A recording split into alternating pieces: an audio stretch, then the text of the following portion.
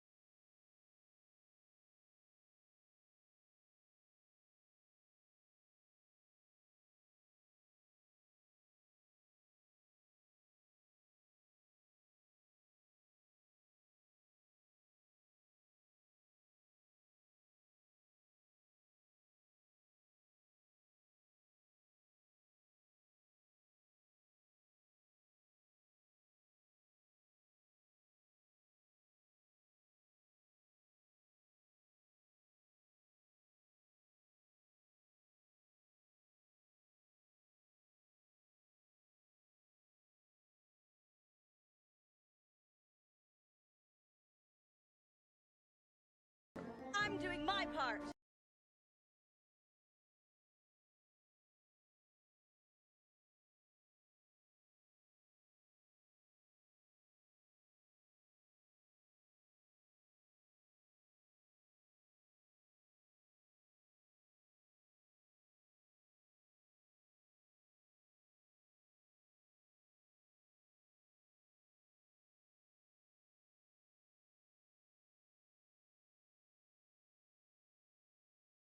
Okay, all is well. I have my tea. It is good. It is great. And it is awesome to see you guys.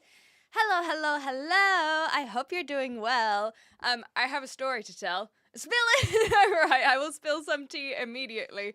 It's actually not really that interesting. I'm just, we gotta start a conversation somehow, you know? I think that's the thing, is when opening up, like, what do I say? I gotta say something. I can say hi at least. Hi, Shadow Spirit. Hi, Azza, and I hope you're doing well as well. I hope the streaming has been going well. It's so nice to see you so consistent. Say it. I don't. Oh wait, about the tea. Yes. So I have a story for those who haven't heard. It was my birthday 3 weeks ago. Well, 2.5 weeks ago. And I was in Copenhagen, and I caught up with an old friend. One of my, how did we phrase this? Oldest friendships that I have in my life. And we got very drunk. And then the next day, my knee hurt a lot. I don't know if I've spoken about this, but if I have, then you've heard that my knee hurt, and I don't know why, and I don't know how, and it's been almost 3 weeks. And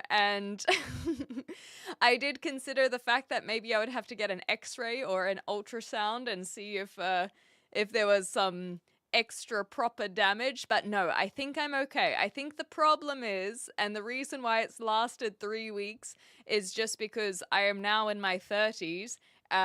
And bruising takes a lot longer to heal. The problem was that I really didn't have a bruise, and so I was extra concerned. And I thought that maybe I had done like a fracture on my kneecap or something.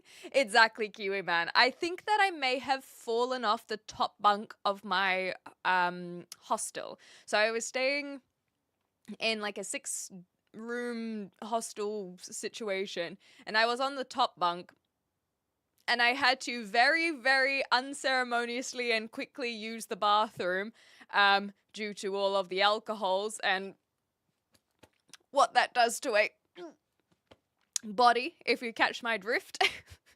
And so my assumption is that in the quick scramble to get from the top bunk to the bathroom, I think that's where some issue lay. But I don't really recall, because my concern was not about my bones or my muscles. It was more about my stomach at that point. But the whole next day when I was walking around, it just was a little bit off, and it just hasn't felt good for almost 3 weeks now. But the story, and the good news, everyone, is that today when I was going for my walk, I was like, it doesn't feel as bad as it has the last 3 weeks. So I think that I am healing. I think that it has just taken me a long time to heal because of the aforementioned being in the 30s now. So I think it's all good. And the other thing is, I'm not convinced that it is fractured or broken, because I can prod at it and I don't feel anything super painful. Like maybe around here. But anyway, I think that it was maybe a sprain, you reckon? I think I just hit my knee, to be honest. And I don't remember hitting it.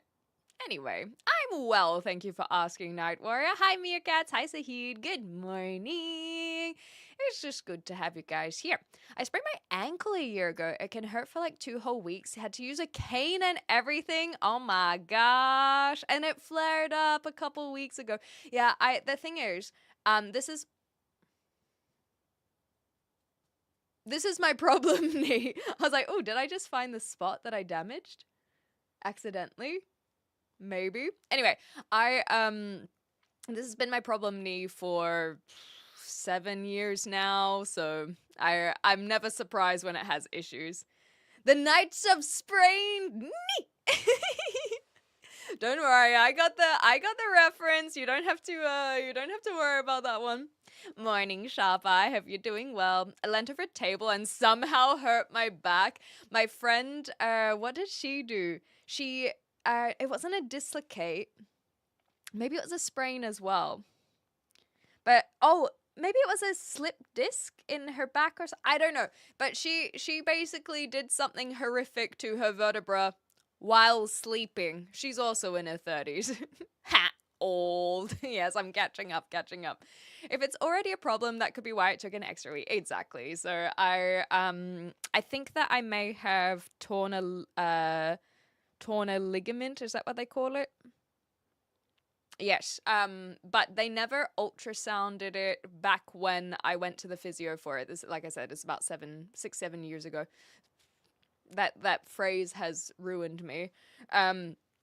So I'm not 100% sure that it was torn, but considering every year I have some sort of issue with it, I assume that it was torn, rather than a sprain, because it's never fully healed.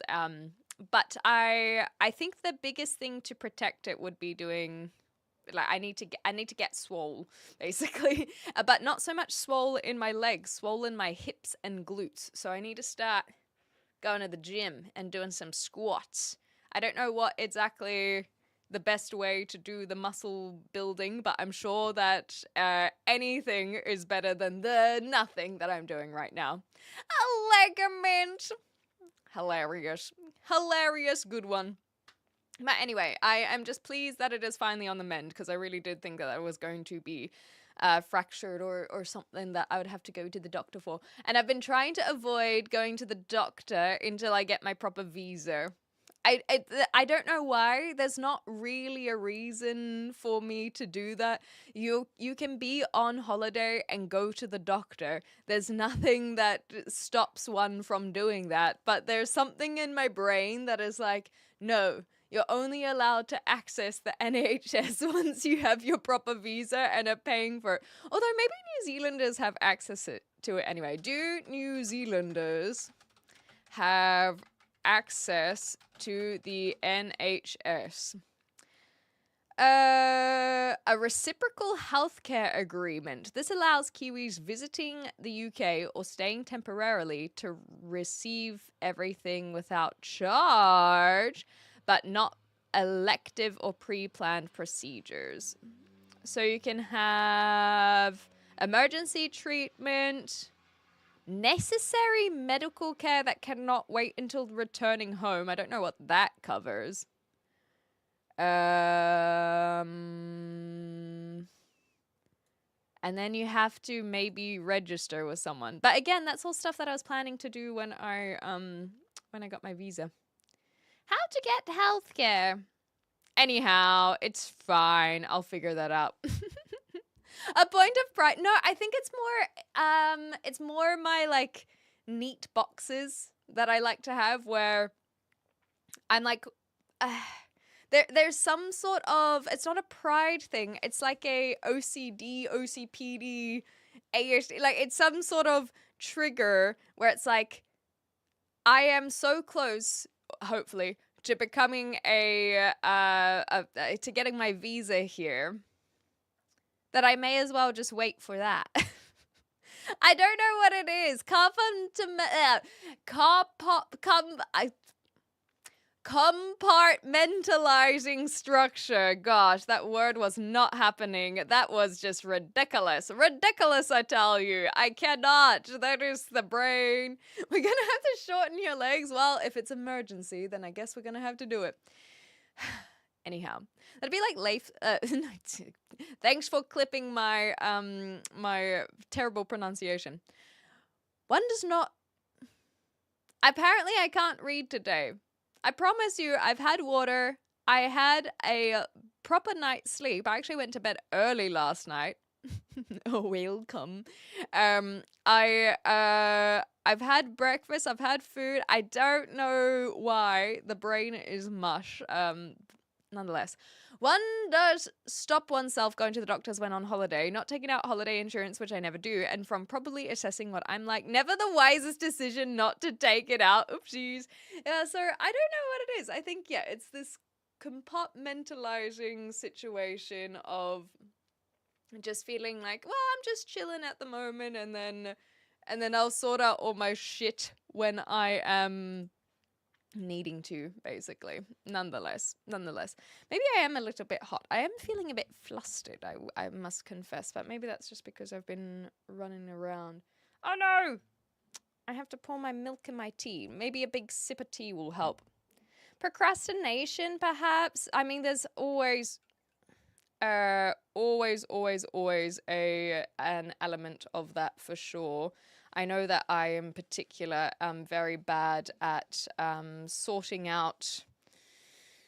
How do you say, like? Yes, I did spill this tea, by the way.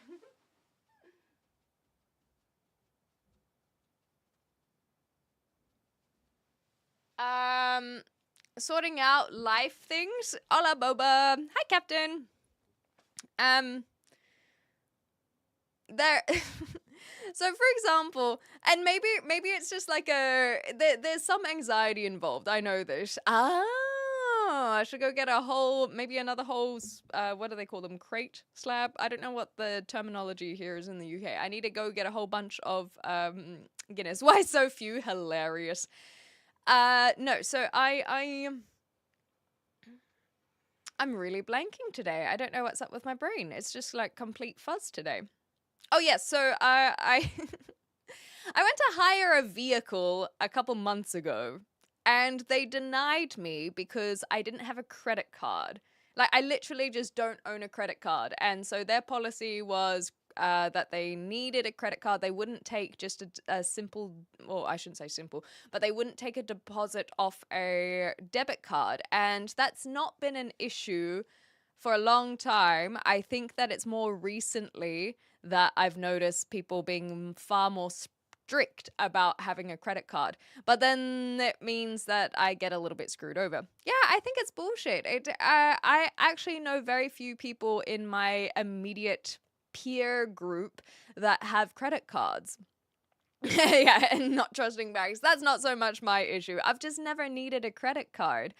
And so it has become a little bit of well, I guess I can never hire a vehicle. I think some of the airport vehicle hires are a little less strict because they have more tourists coming in. I don't know what it is. Yeah, there's always one, but they're not necessarily the cheap ones. They often have higher prices. Anyway, my point is that I got denied this vehicle, and I was told that I would get a refund, and I have yet to get the refund. And I followed up with it, and they were like, "No, you have to contact someone else." And I went, sorry, I have yet to contact that someone else because it's just one of those things where I simply do not have the energy or the mental bandwidth and fortitude to go through a chasing up of, like, I think it was just the deposit. It was like £70 or something, which is, I don't know how much that is in American dollars. But I'm not a Karen. That is the problem. And it's not even that I don't want to make a fuss. It's just simply, it is a lot of money. It is a lot of money. It was just for a weekend trip, and so I really should go back. But I just, like I said, it is, I think, frustrating that I said, "Oh, so will you just refund me?" And they said yes, and then they haven't. And so that's what I find annoying, because it should have just been a click of a button. They should have just been like, release funds. And I don't. And so, like I said, it's not even that I don't want to make a fuss. It's that I'm annoyed, and maybe I'm just not good at handling my annoyance. And yes, I definitely would love you guys to contact them on my behalf. That would be great. So I simply must. It's a faff, exactly. It's a faff. And so, and knowing that I'm going to be on hold for 2 hours and all that kind of stuff, you are correct. I have gone through this over the last couple months where that is kind of what they're banking on, right? Is that they don't have to release the funds now if I don't make a fuss. But I do have, I think it's one of those things where I've got it. I don't know how long it's going to take, because as we all know, if you end up calling, you're going to get stuck on hold for an hour, 2 hours. And so carving out the time of day just to dedicate to this annoying thing is not exactly how I want to spend my day. And so that is its own procrastination, where I'm like, I just can't be bothered dedicating the potential 1 to 4, 5 hours for this thing, if not several days, several weeks, trying to follow it up. So it's a little bit, but I'll get there eventually. Maybe when I'm on holiday, I'll do it, because then I might not be streaming as much. Not that I'm streaming too much at the moment, but the brain's just not there. Quick enough to take money, but delay refund. They take it immediately, Mark. You're so right. And then that's like, but, we'll just hold on to it. We'll totally give it back. Who's giving you the runaround? So long story short is I rented a car, I turned up, and they said, sorry, we only accept credit cards for a deposit. And I said, well, I've already paid like the cost of renting this car over the weekend. Will I get a refund? Yes. I've not got the refund. And to be fair, I haven't followed up. But it should have been as simple as release funds here. So it's annoying. That was a succinct way of saying it. Good morning. Oh my gosh, pretend that you're from a solicitor's office. Calling on behalf of Clem in regards to theft of money. This I capitalize off the bricks and minifig situation and be like, this company has stolen $70. Maybe if I keep on looking into it, I'll find out that there's actually $70,000 that has been stolen, if not more. Yeah, it's just annoying. Exactly right. Just allow an hour and get as far as you get. I think that's actually a very healthy way of looking at it, Season Lounge. I genuinely think it is. It's one of those things where it's like, set aside that hour. If you don't complete it within an hour, try again later. But if it takes more than an hour, maybe like sit on the couch watching bricks and minifigs, and then the hour's up and move on with your day. That actually genuinely is a very good piece of advice. I'll see how I go. I'm not planning on streaming tomorrow, as a heads up. And so maybe I will attempt to do some admin tomorrow if I'm feeling up for it. Just steal the car. Ooh. This is also very good advice. It's kind of like two sides of the same coin. Allow an hour, get as far as you can get. What does that mean? Can I steal a car in an hour? Well, I'll get as far as I can get. These both great pieces of advice. Trick the AI chatbot to refund. That's also a good point. I'm so sick of hearing about this Lego situation. Everywhere I turn, people are talking about it, and I just don't care anymore. I think a lot of people are in that same regard, Kiwi Man. The hype of it has definitely died down. But I think that is why people are continuing to talk about it, because at least this is my impression, is I feel like it would be very much Bricks and Minifigs winning if no one talks about it anymore. And that is essentially that silencing of Ben, Reckless Ben, that is, that people don't want to happen. And that is why I believe people are speaking on his behalf. That's just my impression.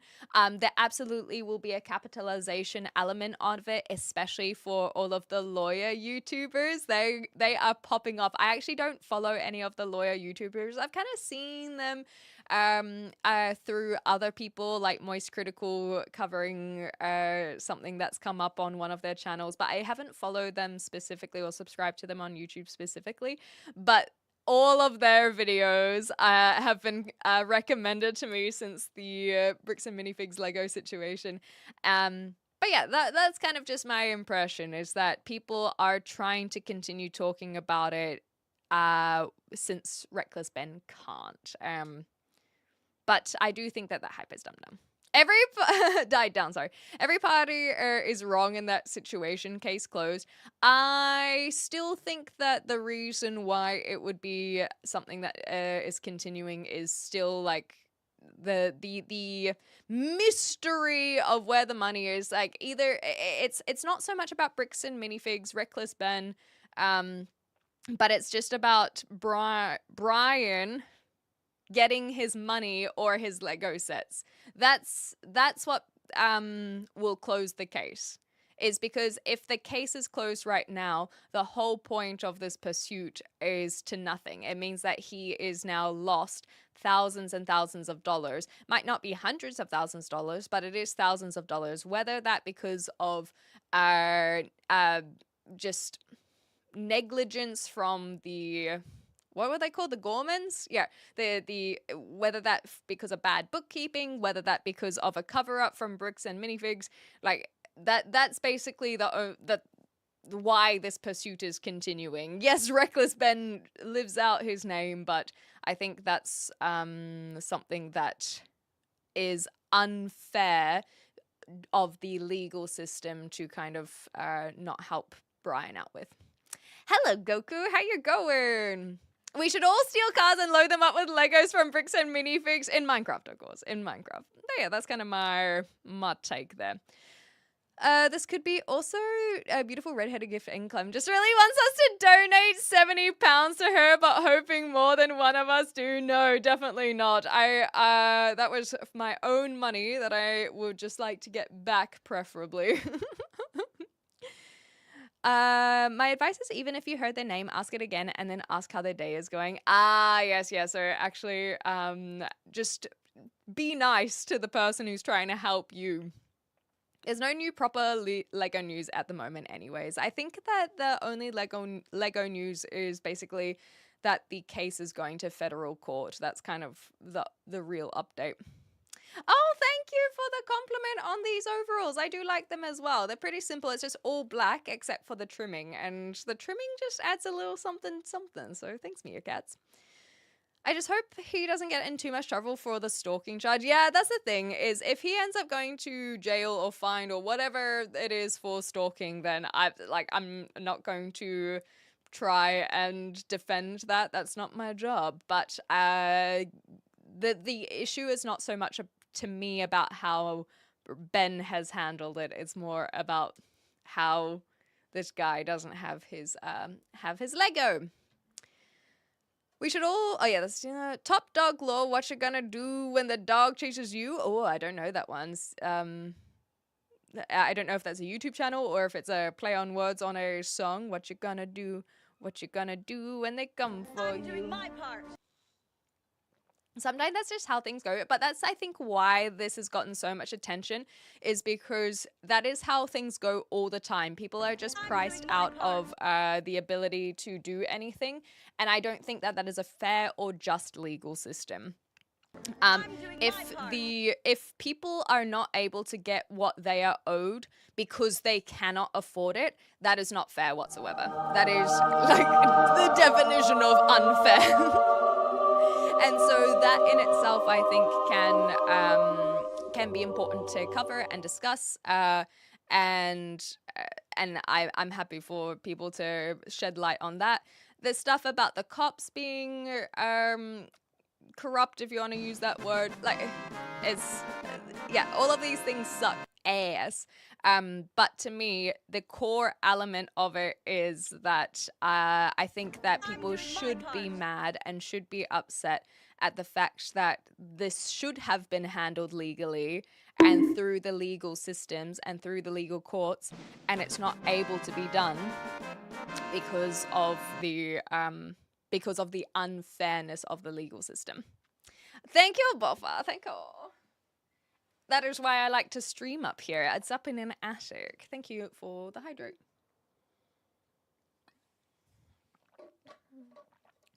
Are we deconstructing the legal system? Not intentionally, just talking about the Lego stuff, but I'm happy to kind of move on from there. It's same. All the YouTube lawyers that started with coverage of the Deb Heard case. That's the one. I forgot about this. Hi, Killigran. And Lexington. Good to see you too. Is Asmund Red not saying that the same... Clem is Asmund... Wait, sorry. Clem is Asmund Red. I just needed to get that tone right. Not saying they're not the same person, but never seen them in the same room. I'm just putting it out there. Clem being a Moist Critical and Asmund Watcher verifies why I enjoy the just chatting here. The thing is that I will confess I've not been watching as much Asmund recently. I think a lot of his takes... they're starting to make me quite uncomfortable with the extreme extremeness of them, and if I ever find myself like watching something and getting mad or feeling uncomfortable, then it's not really worth my time. So as an example, I'm not a big fan of the like death penalty advocation. So it's not someone I've been frequenting as much. Ninefrog says it's definitely BAM, having dishonest business practice at the core of this. Yes, exactly. So I don't know what you mean by BAM, but it's just weird. I think we all know you stole those Legos. It's true. I actually have a big bag of Legos, but maybe not those expensive ones. Yes, they're very cool. I don't know if they have a particular pattern for the tartan, because I know that up in Scotland, the patterns can mean various, like they have meaning to the pattern, like where the ancestry is and locations and all these kinds of things. I'm pretty sure this is just done because it looked nice rather than it having any particular reasoning behind the pattern. Okay. Asmund gives me the... Yes, exactly. He is very gross. That's the thing.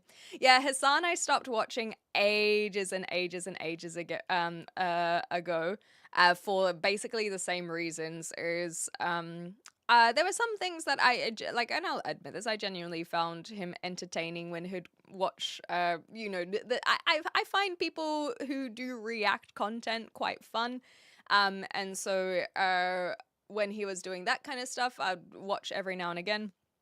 But I haven't.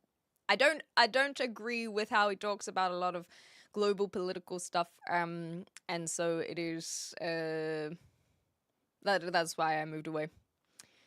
Oh, bam, as bricks and minifigs. Thanks, Nine Fox. I didn't correlate that, but yes, it should also be shed light on. How are your husbands? They haven't spoken to me in ages, Goku. But I've also noticed that YouTube, you can probably even tell, Goku, YouTube's been a lot more quiet recently. I'm not sure what it is. I don't know if it's because YouTube is not pushing the shorts as much. I don't know if it's because I haven't been streaming as much.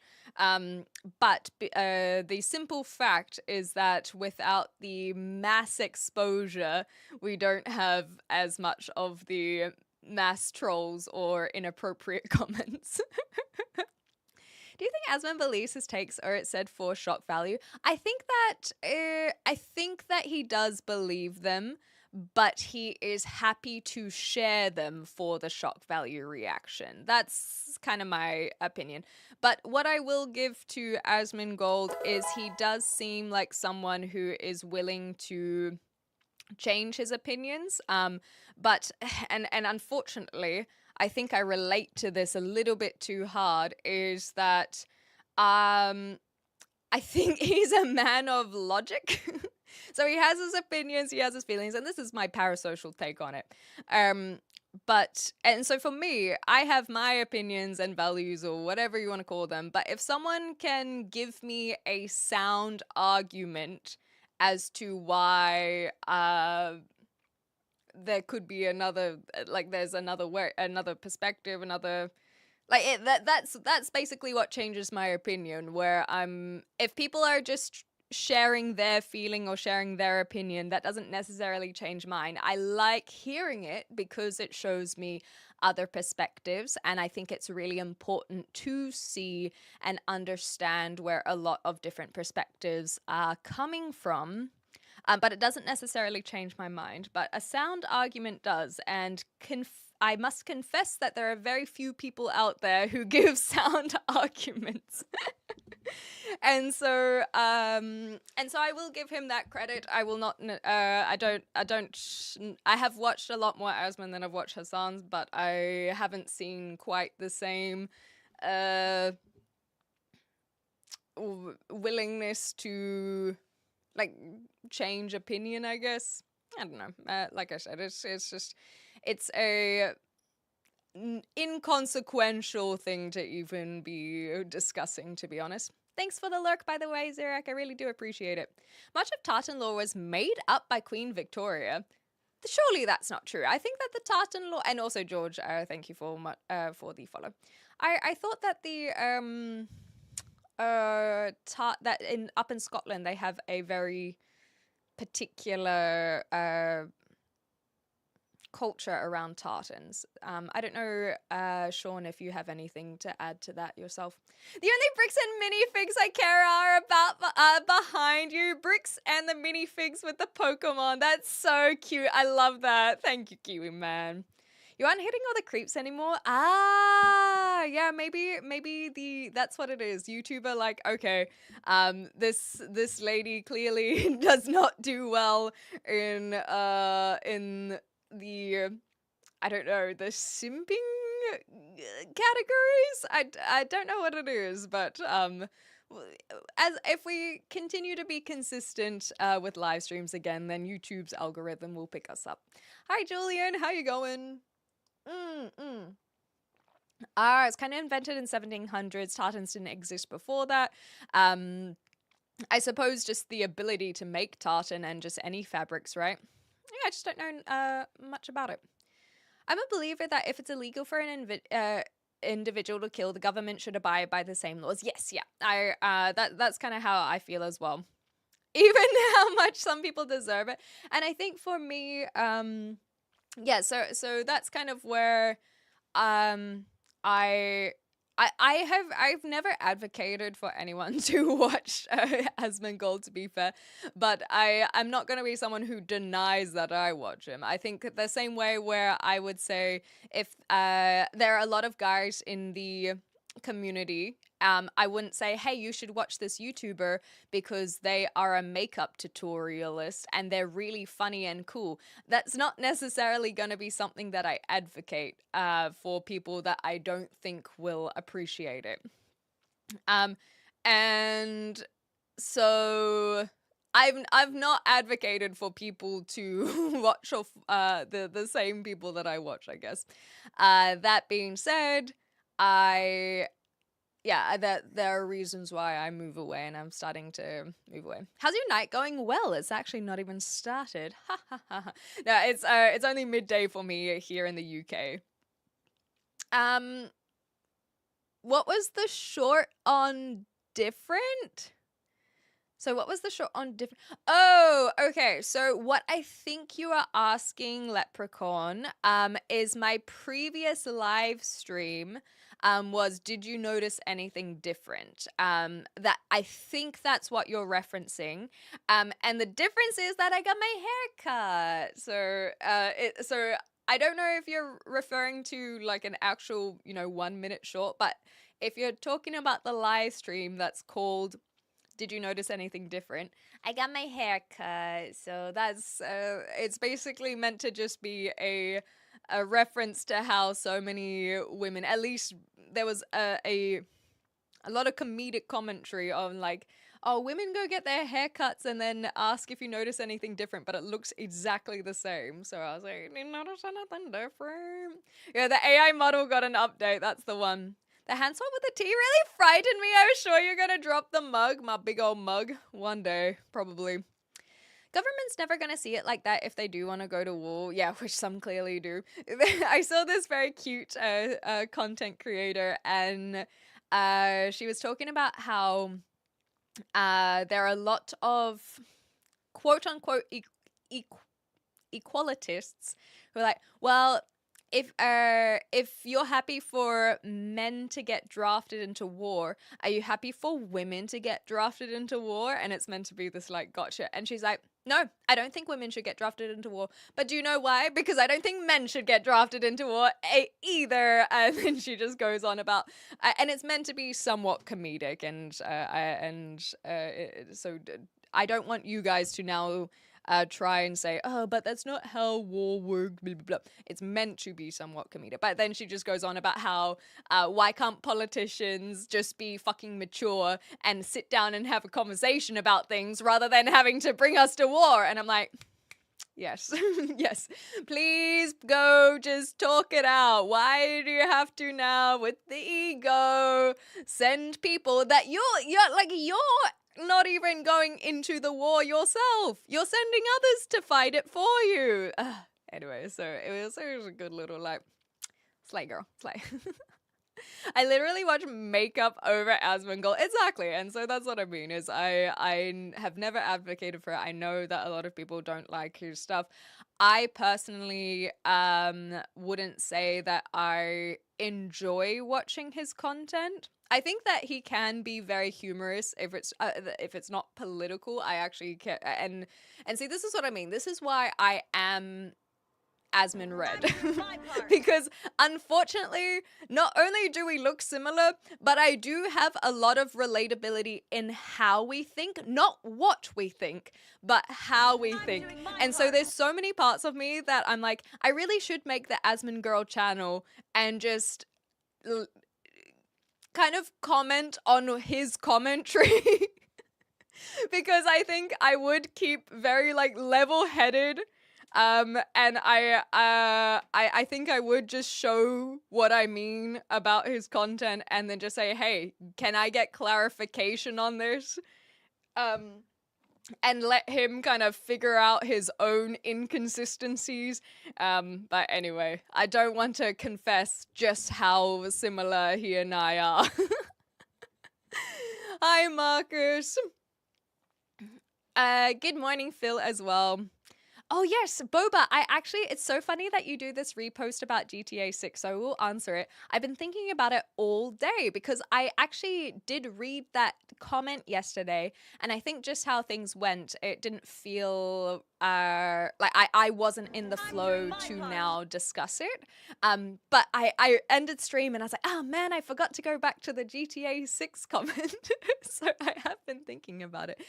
So remind me again in a second. I'll just double check this. Drafting is such a bad idea. The last thing I want to have when in a firefight is to be sitting next to her and relying on the skills of someone who didn't volunteer to be there. Ooh, that's actually a very interesting perspective I've never really thought about, because at least volunteers, they are willing to put themselves on the line. But you're right, someone drafted. Like if I were to be drafted, I don't think I would make it to the front lines because I'm like, I'm sorry guys, I'm not fighting in this war. And there's only one way out on this.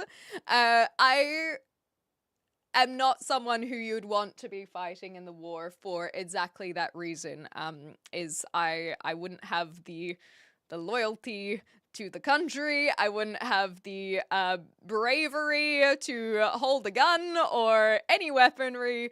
I would not be useful on the field whatsoever. And I've always looked at that from me, but I hadn't thought about that as someone who is fighting alongside a person like me. Nearly made it to 2 years. So close! Thank you so much, Ian. Such a pleasure indeed. I really do appreciate the ongoing support. It's very, very lovely. And you are very, very lovely as well. I think only single men, no men with families should be allowed in war. And yeah, that starts to become a whole nother conversation that honestly will just depress me. So I won't cover who should and shouldn't be in war because although maybe naive, I just think there shouldn't be war. So then therefore no one should be in the wars. I guess the people should be in wars are our political leaders who are warring amongst themselves rather than mass wars. I want them to just battle it out over a table or maybe in like a boxing ring. Whoever wins the fight is allowed access. We'll go back to that like feat of strength, but individual strength, and we nominate and recruit our leader. And therefore our leaders will start just becoming beefy as heck rather than something going on up here. I'd love to see a Clem Asmund sit down. The thing is, I actually genuinely and this is what I mean is I know Asmongold too well in a way because I have watched a lot of his stuff. This is what I mean is how we think there is this weird like reflection that I see. Again, not what we think, but how we think. I like to pride myself on my memory a lot, and I think that's something that he has in spades, and of this ability to just kind of recall something that you've probably only heard once. It's very there's like a psychoanalyst that I do where I'm like there is like some interesting things there. But the same guy has said he doesn't enjoy getting into debates because he prefers having the ability to kind of watch and be in his own space and platform to talk about things rather than bouncing off one another. And I'm 100% that kind of person as well. I hate debating, but I do like providing opinion and commentary on something. But I think I like to give my whole commentary, and then if someone were to go back on that, then I can say, oh well, here are the clarifications, rather than just this combative confronting debate situation and style. It's very, but that can also maybe come from the fact that there are a lot of people that I think actually are just very bad at debating and are not trying to see the other person's perspective. I think that they're trying to dismantle and attack the other person's perspective. And as soon as someone is in that regard, I just bow out. I'm like, if you're not trying to hear me and trying to find a middle ground, then what are we doing? Anyways, hi to Cynthia's. Are we getting a third YouTube channel? Absolutely. It's go- I actually, funnily enough, I did look up if Asmon Girl was taken, and it is, and it was so disappointing because they didn't even do a good job. But I think a real Asmon Girl would be someone who tackles the the topics that he does in the same way, but potentially from another perspective. And who knows, maybe someone out there is already doing it, but just doesn't have millions of subscribers or views, rather. And I don't think that I want to dedicate my life's work and effort, or at least my 30s, to that endeavor. Politicians mature? Have you seen a session of parliament in Australia that'll disabuse them of the notion? Exactly right. And it's just ridiculous, isn't it? And that's why people get so mad about politics, because it is maddening. Like, I mean like crazy. Like it's you, if you look into politics, you're like, how is this what's going on? It's actually maddening. Not frustrating, just maddening. It makes you feel crazy. I think only men with children should go to war that have already done their breeding, so they're not needed anymore. Oof. That's like, that in itself is such like a tough pill to swallow. I think that there are a lot of different ways to look at that, because you could argue, and I'm not in a way where I'm like, you shouldn't have that opinion. I'm just sharing where my brain immediately goes with that, is that means, you know, fatherless children, and how we've seen that not be very effective. But at the same time, on the other side of things, I actually think men with children, or parents fighting in a war, does make sense, because they're more likely to want to have I shouldn't say more likely, but it feels like they would have a reason to want to fight for that for the next generations. You know what I mean? And so I think there's immediately I'm looking at both ways of that, but I think there is something about parents' obligation for bettering the future of their child. And what that looks like, that's where it could be up for argument, and people can have different perspectives. But I do think that if you're a parent, your job is to give a better future for your child. Again, what that looks like could be different, but in that sense, I can agree. Gonna get started with my day, of course, Goku. Thank you so much. Also, can be argued that people with a family have more to fight. Oh yeah, there we go. Schmick as a father as well. Maybe you can have your own feeling with that comment as well. I only subscribe so I don't have to watch the ads. It's not like I want to support you. Thanks, Ian. That's actually really kind. At least you're honest about it. I'm all for the political leaders having a death match. Send the clankers as well. I mean, it will get there eventually.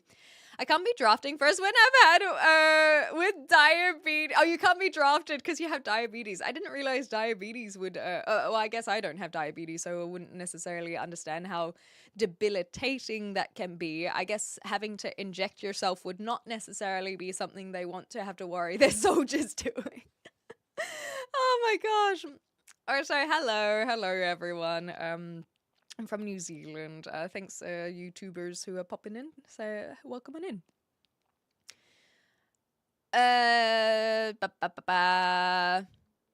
Where is this one? War is the continuation of politics by other means. Oh, I don't actually know what Clausewitz means in that. Oh, so it's politics, but in a different way. Yeah, it's just war and politics. It's all very messy. Very messy. We've seen you in Red Dead when you say, I don't want to kill. Yes, it's all a front. Oh, guys, I'm totally against death and murder and killing. Just give me a controller and I'll show you what I mean. Give the politicians some swords and shields. Yes, they're prescribed medications. Enjoy, enjoy.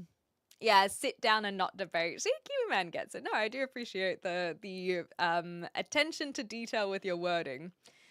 Adversarial debates are not conducive for getting people to change their minds. Yes, exactly. I can agree. The trolls are back. Let's go. Yeah, you guys got it. Thanks for that explanation.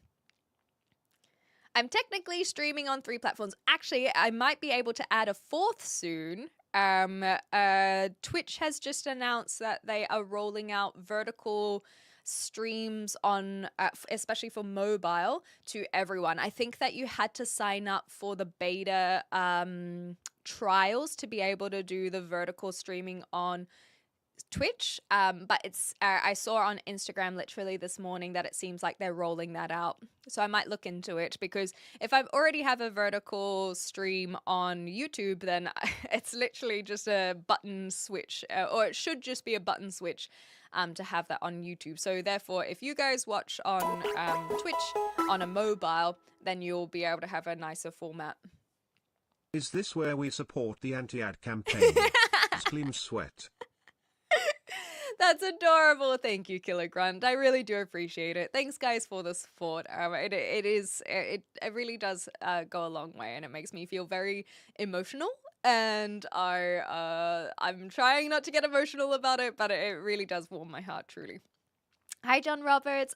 I'm assuming you are from Liverpool, but I am doing well, thank you. Actually, John, if you have and other British people can help me with this. Something that I have noticed, I don't know how to respond to "you're right." So one of the biggest culture shocks I've had since being in the UK as a New Zealander who also lived in Australia is, how the heck am I supposed to respond to "you're right"? Yes, I am all right. Do I not look all right? Is there something on my face? Do I give the impression that I'm not all right? What kind of vibe am I giving? How do I navigate this? I don't like.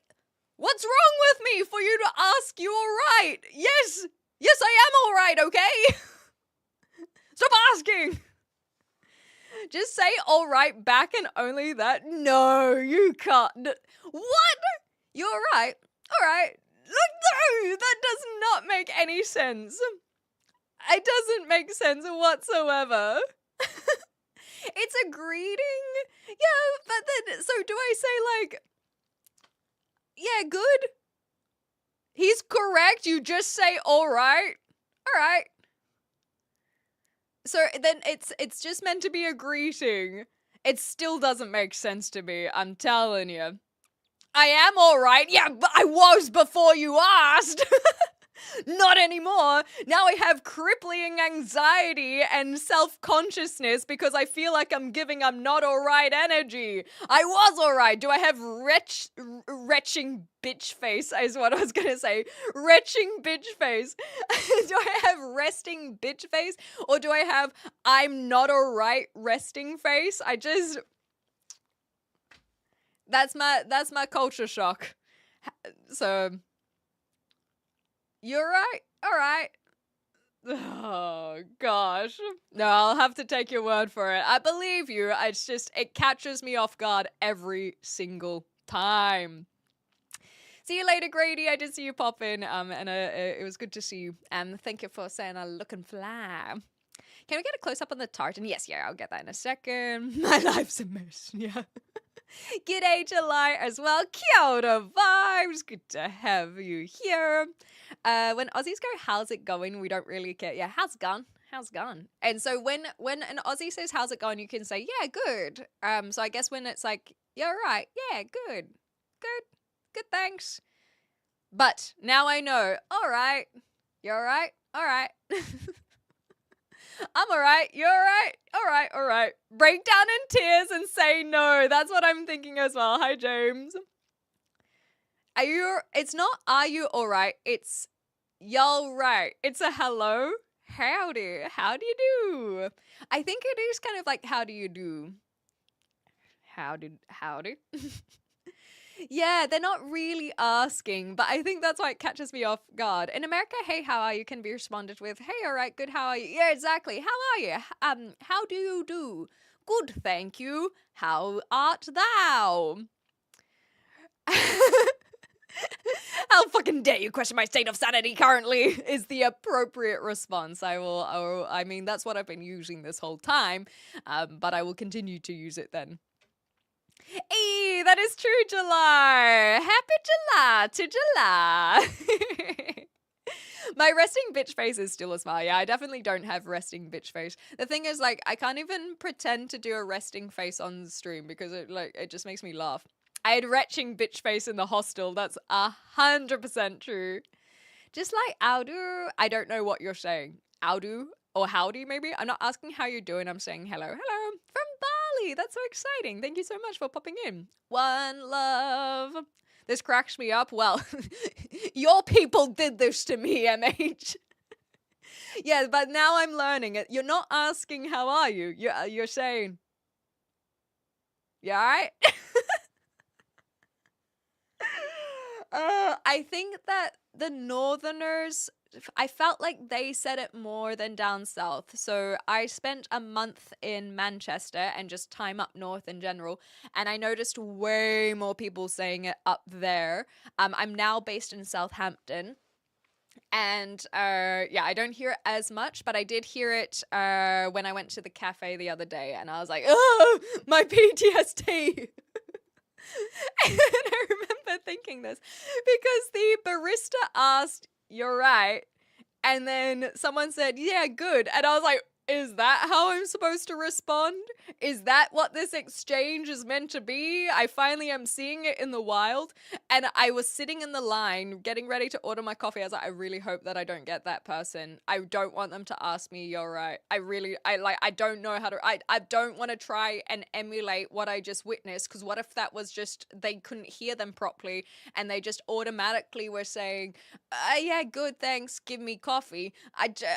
And so I was like, please don't ask me if I'm all right. I don't want to know. I don't want to talk about it because I can tell you right now that I'm not all right. I'm not all right. Please don't ask me if I'm all right. Luckily, they did not. And I ordered my flat white, and they did not give me a flat white. And I was like, well, now I'm even less all right. Yeah, I gotta start telling my life story, exactly. Start sobbing, all these ones. Welcome back, Chloe. I saw that you said that you missed the stream only by like 4 minutes. Well, you made it well and truly today. So thank you so much for being here, Chloe. I hope you're having a wonderful week. In Scotland, we go with happening. Okay, short for what's happening, and they never meant to reply with what's happening. So maybe it's just like my literal interpretation of things. Just, okay, how is it going? Well, with my feet. So when people say like, it's a bit of a joke in my defense, but it's come from me going, oh, well, I better answer this correctly. When people say, what do you do for a living? I can interpret that, but sometimes they phrase it in a way that's like, what do you do for living? Or like there's a particular way that people accidentally phrase it that seems like it's the same sentence, but I end up responding like, oh, like I eat and drink and breathe. Because I'm like, that's how I live. Like, oh, maybe that's what it is. What do you do to live? No, I can't remember what the sentence is, but there's some sort of sentence that says like, well, I drink water, I eat food. And so maybe when people say like happening, what's happening? How's it going? I'm like, well, how is it going? Let me think about this. They have asked me a question and I must find the answer to this question so that I can inform them correctly.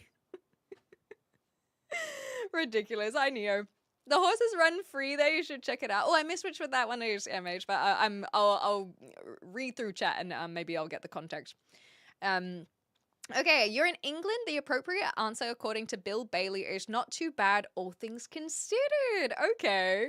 And then I get to quote his rant on, have you actually considered all things? See, it's that literal interpretation. I don't play Fortnite vibes in answer to that one. I'll do. Yes, I know that we went through this accent stuff. It's just not happening. It's not happening. Hi, Cactus John. Pip pip. Oh yes. You're right. Pip pip. I like this, Nova. Thank you. Another Englishman who's helping me out with the English culture. I do appreciate it. Did you go to the New Forest? I have been one time, and it was very nice. So I can technically take a train there. And then I went for a little wander. So New Forest is lovely. It's just sweet. It really does feel like the thing about New Forest. I think what I find more interesting about it is the history behind it rather than the actual wandering through it. But I have to brush up on it. I don't feel confident enough to say, "Hey guys, this is what New Forest is." But I did see some wild animals. That was cool. The Kids Aren't Alright is a good song. No, I don't know that one. You're overthinking this to oblivion. Welcome. Have you met me? My name's X Clementine. You can call me Clem for short. But I have thought about responses exactly like this. Okay, so you know what I mean then. What's up? Y'all right? Knee? No, not my knee. Oh, no, you're right. I can just tell them all about my knee issues. That's a good point. It's a tism issue, not a culture issue. I think so. The existential dread of being asked if you're all right is so real. Hi, Pepper. Unfortunately, I only can understand English. So if you can speak English, you're welcome to keep chatting. But otherwise, have a good day, I guess. Mancunian, yes, that's one. Oh, yes, the horses. Okay, so MH, now I've caught up with chat. So, New Forest, I did see a wild horse, and I was so excited. Oh, maybe not a wild horse, but like, I did see a horse roaming around, and I was like, it's so cool. So, I have a photo somewhere. It was from a while ago, though. Anyway, it is cool. New Forest, I would like to go back. You know what I should do? Is I should check the reception out in New Forest, because New Forest would be a really beautiful IRL stream to do. And it wouldn't feel as close to home. There's something about like not shitting where you eat situation where I've not felt super comfortable or confident maybe of live streaming in Southampton. Maybe I need to explore it a bit more. But New Forest is just far enough out of my way that it wouldn't feel like I am. Like, I get to show you kind of my neighborhood without it being my street. You're right. No, my knee is in no dire pain and I'm getting a little bit flustered up here. How's it hanging? They really don't want to know. How's it hanging? I mean, I guess mine would be my hair. Is there anything else that can be hanging? Where did how's it hanging come from? I guess like hanging out, hanging around. That's it. That's one that I would like to look up. The only time I lie when someone asks me how are you is I say doing it right. Yeah, exactly. I like fine, thanks. It's pretty common, and I guess again the tisms. I'm like like it could be better. My parents are from Burnley. Yeah, so you know your the northern accents. What's up? The sky, exactly. How's it hanging low and to the left? How's it going? I could complain, but who would listen? Well, how's it going? I think is more like, what is it? Because you could say, how's the car going? Yeah, I needed to. I don't know car knowledge. I needed to replace a tire. It makes a funny noise when the clutch is pushed in, but it's fine. Yeah. I watched Dawn Street. Wow, I hope you enjoyed. I haven't seen them since they raided. Have you considered Uluru, the Okavango Delta, the cradle of all life, the Alps, the genius of Mozart, the Olympiad minimalism of Arvo Part? I like to think that this person in particular has thought about most of those things except for one, and it's like, but you're so right. How did I not think about the limpid minimalism of Arvo Part? Like, you got me there. Milk of the Badger. What is Milk of the Badger meant to be? The Irish, is that so? Oh, I've never heard that one. I just said it. I'm not lying. Oh, is that so? Okay, I know from context how it works. It's like, yeah. Apparently the one that New Zealanders throw people with, and Australians kind of do it now as well, is they say, like, this as, oh, like, sweet as. It's like, sweet as what? Sweet as candy?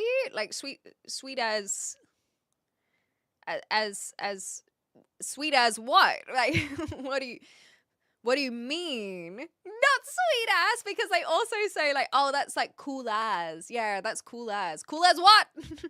Ah, stop. Too cute. It doesn't have to be the tism. Yeah, just social anxiety in general. You raise a good point, Nine Fox. It's like, oh, let me just try and say this correctly. Like, what is the response? What is the accurate response? No, I don't think they're wild horses, but they do roam free. I just need to remind myself of like how the New Forest is created and stuff. Ah, yes, MH. So I completely get what you're saying about Southampton. My regulars have heard me talk about this already, but I'll give you the... Oh, I want to go visit Portsmouth. I'll have to do that. Stonehenge, I don't care. I drove past Stonehenge and I was like, yeah, this ain't it. But I'll give you my quick notes on Southampton. Is basically I came here last year after my big UK trip and I went, she's a bit tired. There's nothing really special about her, hey.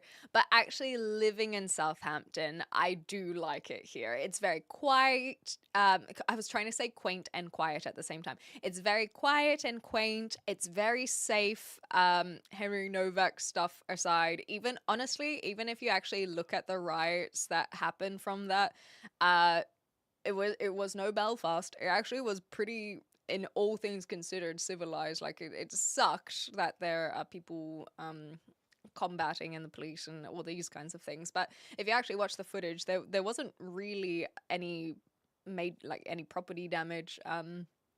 And I feel really safe here. And she's not that pretty. Southampton doesn't really have a lot going for her, but she is a safe, at least where I am, because there are pockets, of course, like any city. But I'm enjoying myself now that I live here. As a tourist, I do not recommend being here whatsoever. Absolutely skip it. But that, there are places where are nicer to have residents in. So lots of schools around, lots of kids running around, lots of parks and the river. Like it's fine. And it's just a nice place to live. As long as you don't want the comforts of looking out at something beautiful. Move to Glasgow, maybe. I have friends in Glasgow, so they definitely were like, hey, like if you need a leg up, like I can help you out here. My tickets, yeah, I hope my tickets are refundable. Do not visit Southampton. Do not put it on your list. Get out of here. Don't worry about it. Okay, let me see Marnix's thing. I don't know what these lyrics are, so if you would like to explain, please do. If you're a male and Jim Carrey and How's It Hanging, you say short. Oh yeah, that's one from their one. You're right, I used to be an adventurer until I took an arrow to the knee. That's adorable. Rhetorical greetings. Google says you may have seen a wild pony in the New Forest, as most of the wild equine are ponies. I mean, I would have to look at the photo. When did I go? Oh, maybe I can look at the maps. But yeah, it's quite fun. Years ago, I coined schwaz as a contraction, but like Swedish, schwaz. Yeah, I can't see that catching on. Sorry. Hi, Rabbi. What is the hottest British accent out there? There are too many. The hottest, maybe Scottish. maybe all the way up north. The Scots, they got something to it. Heated discourse from the riots. Yeah, the riots are their own thing. We won't go into it. Gatekeeping Southampton. No, just being honest. If I do an IRL stream, you'll know what I mean. A beer will be shared on that day. Hell yeah. The Titanic did sail from Southampton, but no one really cares. If anything, they try to make the most bizarre things. There's this strip in the IKEA parking lot. Trust me on this one, okay? Where they have all of those pillars, like big, fat, round pillars that have a whole bunch of famous celebrities painted on them. Now, you would think that they would paint celebrities who are from Southampton, where it's like, yeah, Southampton, woo. But no, it's like, Nelson Mandela visited us here one time. Or mentioned us. It's pretty funny. So they try. Okay, I'm zooming into the map. Let me see if it was a pony. It looks like maybe a pony. I have to zoom in a lot. But there's the pony or horse from New Forest. And it was so cool.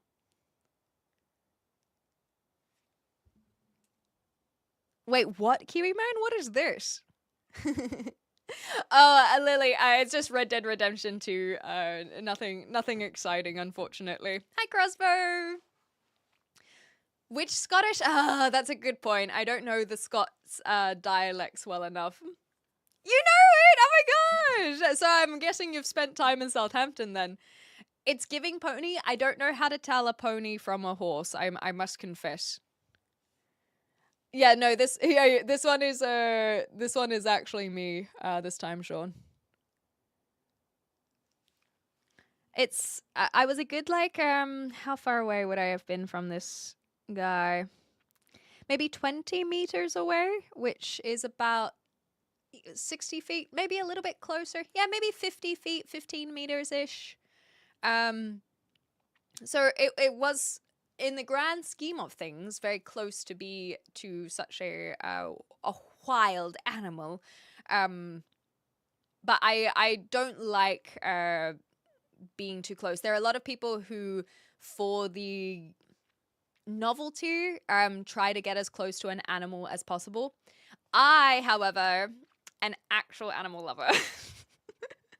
I, being the superior animal lover to a fake animal lover. Fake animal lovers are animal lovers who try to go close to the animal and touch it. That's a fake animal lover. I am a real animal lover who knows that the best thing to do with an animal is just leave it the fuck alone. Let it be. Let it do its thing. We're not trying to domesticate no animals around here, okay? We're not doing it. I'm a real one. Best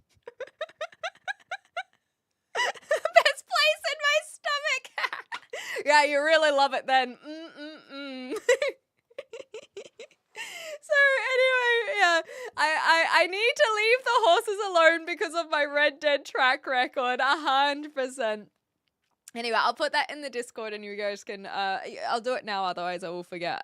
And you guys can decide whether or not it is horse or pony. And so it is now. Oh gosh. Okay, let me see if I can copy it, because then I don't have to look for it again. Copy. Nice. Yeah, go away. Okay, that is in the Discord now, so you guys can decide whether you think horse or pony. Sending.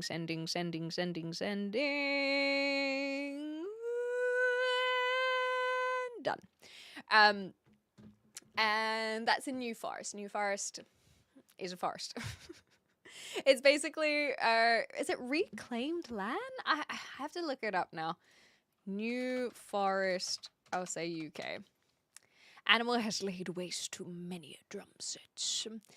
Clem knows. Oh yeah, I'm an animal lover. Here's the best drummer in the Muppets. There's a lot of weird things that happen with the Titanic. Oh yeah, so this is the explanation on Titanic likely not have sunk, and then it might have been the sister ship. For instance, the one guy who would have benefited from her sinking just didn't show up to board her. That is crazy. The other thing is that I can't tell if it's just absolute negligence, because I went to a Titanic exhibit ages ago that was in Melbourne, and there were just a bunch of things and inconsistencies where it's how do they all add up? And one of them is just that they were kind of not having enough lifeboats. It's just it'll be fine. But the equipment that's like meant to look for, like even just binoculars, there were just a whole bunch of missing equipment that they're like, it'll be fine, she'll be right. And so I think that there was just a lot of ignorance, unfortunately. I think it's coincidence in hindsight, and sometimes it's really hard to grasp when so many things coincide. But I really do think it was just negligence and coincidence, and especially because humans are so good at being reactionary that they need these tragedies to then better strategies, and it's quite depressing. Like you would think that with our big so-called intelligent brains that we could have a little bit more forethought, but even things like seatbelts and whatnot, they often come from, oh yeah, we should probably do something about when someone crashes rather than thinking about it before the crash.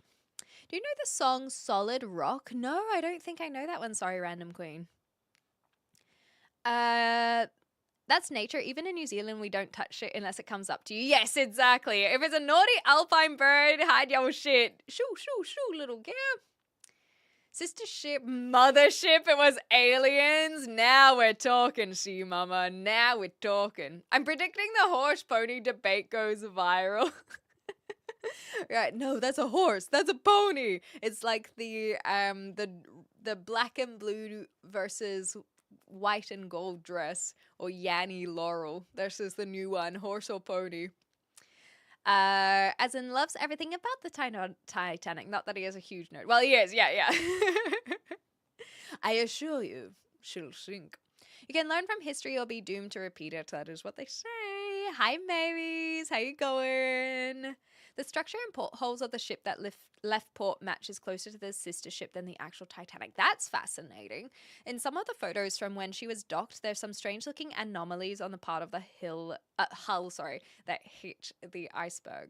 Damn, okay, all right. Of course, Sharper. Thank you so much for hanging. We'll see you next time, whenever that might be. Ponies are usually more annoying and naughty. Yeah, this one was just chilling. Okay, I want to see New Forest Natural Park. Unenclosed pasture land, which is grazing land. It was proclaimed a royal forest. Okay, the home of the New Forest commoners, whose ancient rights of common pasture are still recognized. Okay. The boundaries have varied. Blah, blah, blah, blah. Prehistory, common rights, settlements. Yeah, I think I'm going to have to do proper research on this before I feel comfortable sharing what the New Forest is. But if you guys want, sometimes I would do this live on stream where we learn about together. But I think that considering you guys don't have really a point of reference, I don't think we'll cover it today. Maybe it'd be like I said, if I do an IRL stream, it could work out well. And I'll do it then. Why is your background like that? Because I am in an attic, is why. Nice and simple. This is, there's someone who is kind enough to house me, and I have taken their attic to be able to stream from, rather than streaming from my bedroom. I thought you might want to have a soundbite or whatever, but I'm genuinely interested. I'm personally not sure how to feel. No one really uses physical media, but I also feel trepidatious that I don't own the media. Oh, yes, this is for the GTA 6. So I will get... No stress, Toad. Thank you so much for hanging out. It was good to see you, genuinely. Okay, so... now that we've kind of like wrapped that up, let's talk about Boba's question from earlier. I think this is... I know, right, Sean? This is actually a good way to go back to the question. So, GTA 6 has announced that they are not going to be releasing physical copies of their game. So this has now sparked a little bit of a conversation of physical media and how you will own nothing and be happy situation. I think it is a really, really good debate to have, because on top of that, PlayStation has now announced that by 2028, they will no longer be having physical copies either of video games. Yes, you are correct. Good spotting. I chopped it off literally yesterday, but thank you for the compliment. I like how it frames my face a little bit better now, although it has been a little bit how you going today? But nonetheless, going back to the GTA 6 and PlayStation. So not only have GTA 6 announced that they are not doing physical copies, PlayStation are implementing this idea as well, and that is where they're going to that is the direction that they're going by 2028 is no physical copies, and that is off the back of literally just deleting a whole bunch of people's movies that they had paid money for. They no longer have access to those movies through PlayStation because PlayStation's licensing agreement with the distributors of those movies ran out, and so now the people who bought the movies don't have access to that, and it is this increasing and growing concern about not being able to have what you are buying. And I do think it is a concern. I don't have solutions though. If you guys have anything to contribute, then you are more than welcome to weigh in. I know that there are a lot of people who are pro pirating for this reason, and I'm not going to be on a moral high ground here. I completely understand it. I think that pirating, I do see as a way to at least have that copy, even if a distributor like Sony or Netflix, if you were talking about movies, if they decide to end a licensing agreement and now you no longer have access to. So for me, for example, I've been playing Red Dead Redemption 2 through the Sony PlayStation Store. I bought that digitally. So any day that could now be taken away from me. They might just decide, no, we don't have an agreement with Rockstar anymore, and you can no longer play Red Dead Redemption 2 because of that, even though I paid money to buy this game. Whereas if I have a physical copy, similar to my PlayStation 3, I still have a PlayStation 3 and I still have physical discs to play certain games there. Like that, as long as I have a way to set up my PlayStation 3, that's all workable. I have the ability to play that indefinitely, even when they decide to, speaking of, shut down the PlayStation 3 store. If buying isn't owning, then pirating isn't stealing. I'm not gonna disagree with you there. I think that this is a great slogan that if you put that as a Twitter post, will get a lot of reposts for sure. And so, and that's another amazing point of that I didn't even consider bunker wise, is all of the money that you put into the games, microtransactions, all these kinds of things, that's also going to be lost. And so how do you, is that just something that is gone forever?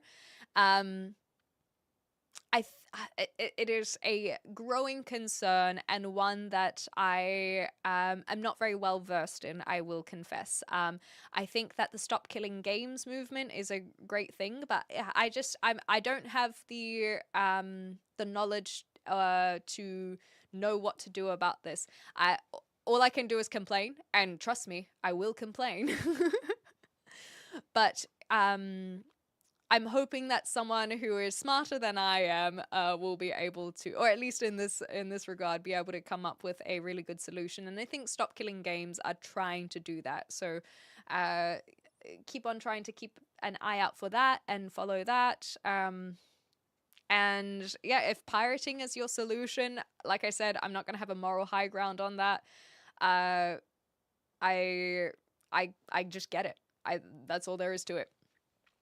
So piracy isn't stealing, it's copyright infringement, which isn't actually theft. Ooh, okay, now we're getting into the bones of it. Hi, Ligmag. We're gonna get GTA 6 before GTA 6 releases GTA 6.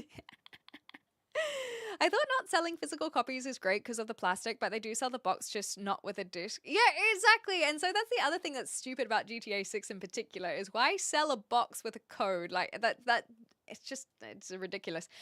So I do completely agree, Max, that I think the idea of the environmental impact and lessening that is a positive thing for sure, of not having the plastic boxes and the discs and the production of that. And I think that, like many tech companies, they probably will use that as a bit of an excuse. Yeah, it's just like we want to be environmentally conscious. Yeah, you want to be environmentally conscious when it suits you. Never mind all of the environmental issues that are going to be caused by the AI implementations that are happening and so on and so forth. So environmentalism when it suits the companies.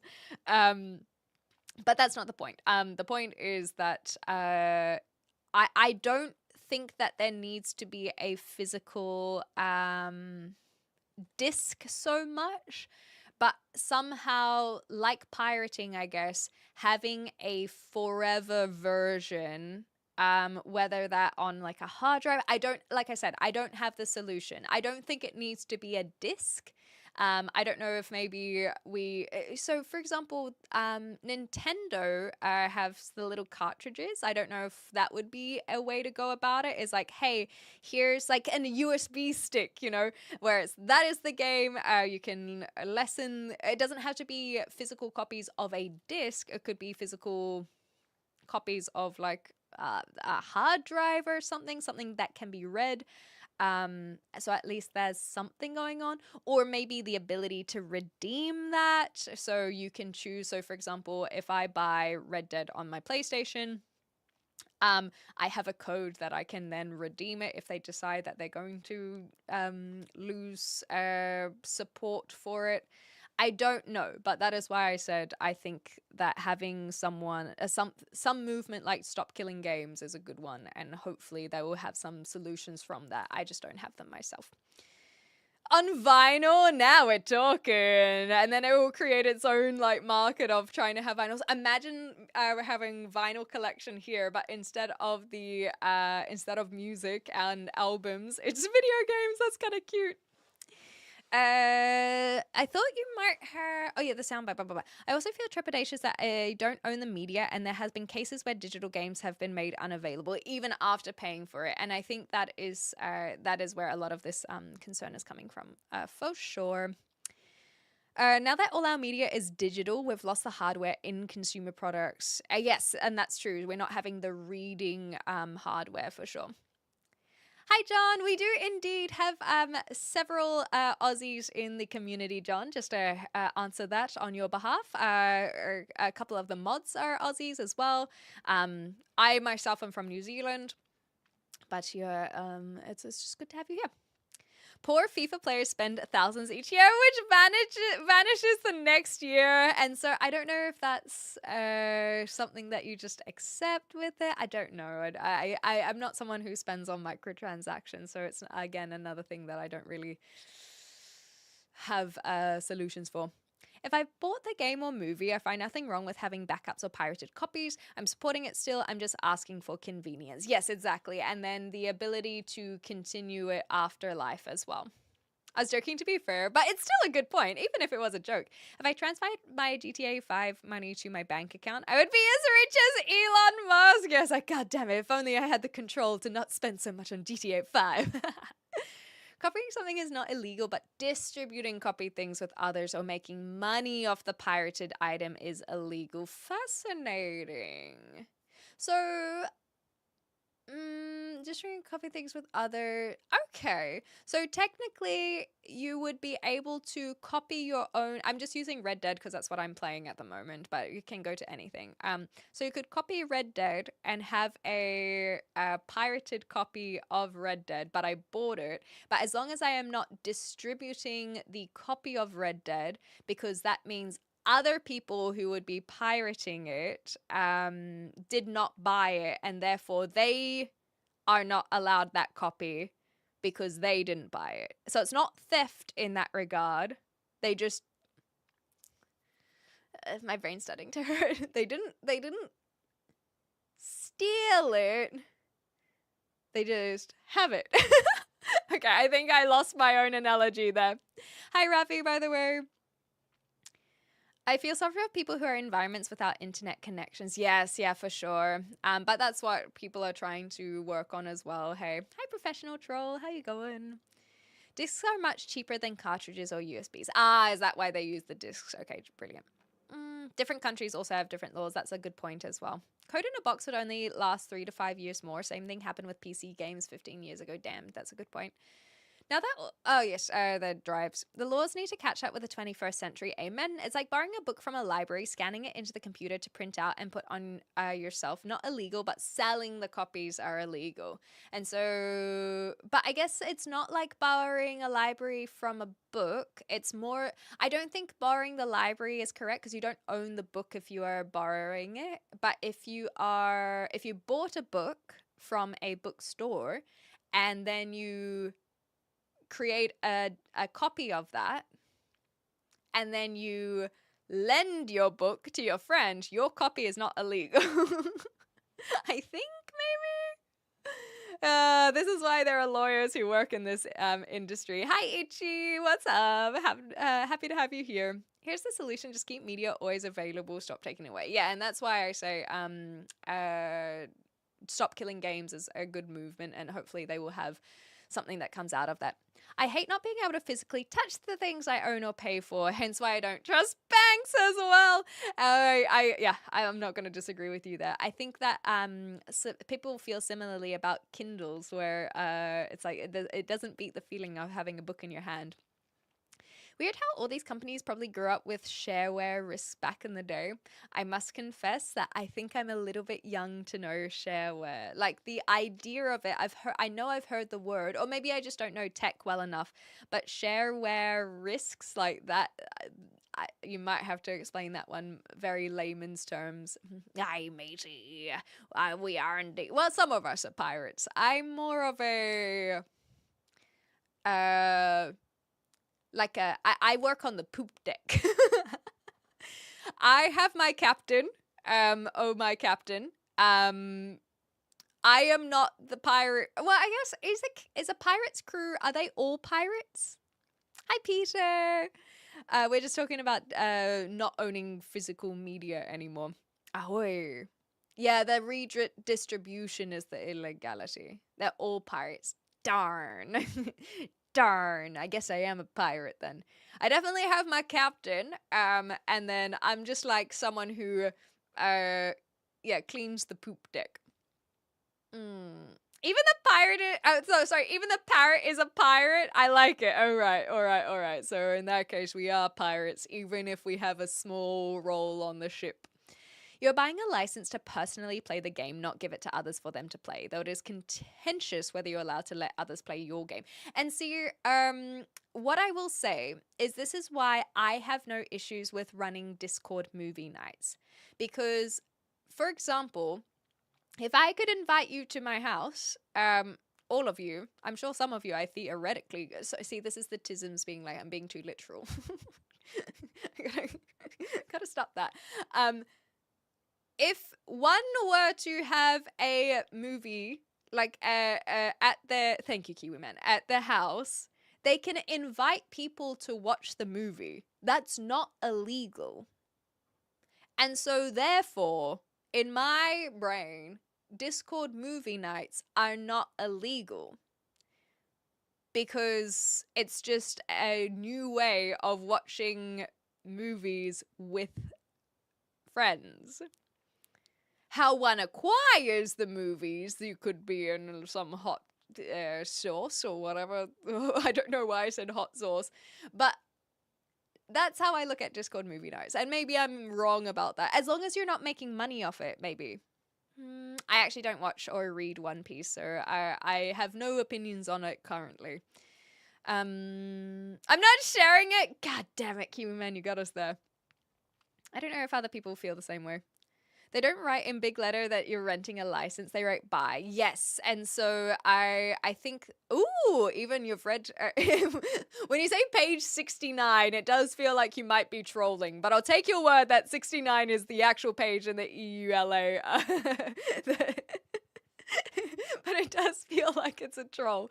And so point being that you are correct. I think that they would, that even if we change the meaning over the wording, sorry, let me rephrase. Brain has been a bit fuzzy today. I think that if they say rent this game now, and maybe it's for an indefinite period, it's at least being more clear. But saying buy this game now, or pre-order, or like order this game, or download this game, like whatever the terminology is, maybe that's where they have to change some of it, so that they can then pull the rug out of from under you and be like, well, you always knew this is gonna happen. But I, in some regards, would accept something like this. So, for example, I have been asked, the reason why I have Phasmophobia in my Steam library is not because I had any interest in playing Phasmophobia whatsoever. It was a fad, it was a trend that came up particularly in COVID lockdowns, and I had my cousin actually, who's like, hey, like, would you like to play Phasmophobia with us for an evening? We're stuck in lockdowns, it would be great to do blah blah blah blah blah. And I looked at it and I went, this is like $30 or whatever, Australian dollars. I don't want to spend $30 on a game that I don't care about. And then I thought about it a little bit more and I thought, okay, well, a movie, when I go watch a movie in movie theaters, in cinema, I can spend $20 on that for 2 hours and then I walk away and I don't own the movie. I don't have the ability to keep watching it, but I spent my money on this experience and the service that the cinema has given me of providing the movie. And so that's why I bought Phasmophobia, because I was like, well, it would just be like watching a movie with my cousin and whatever. I'll just burn this money. And I still have it. Some people have asked me to play every now and again, so it's worked out fine.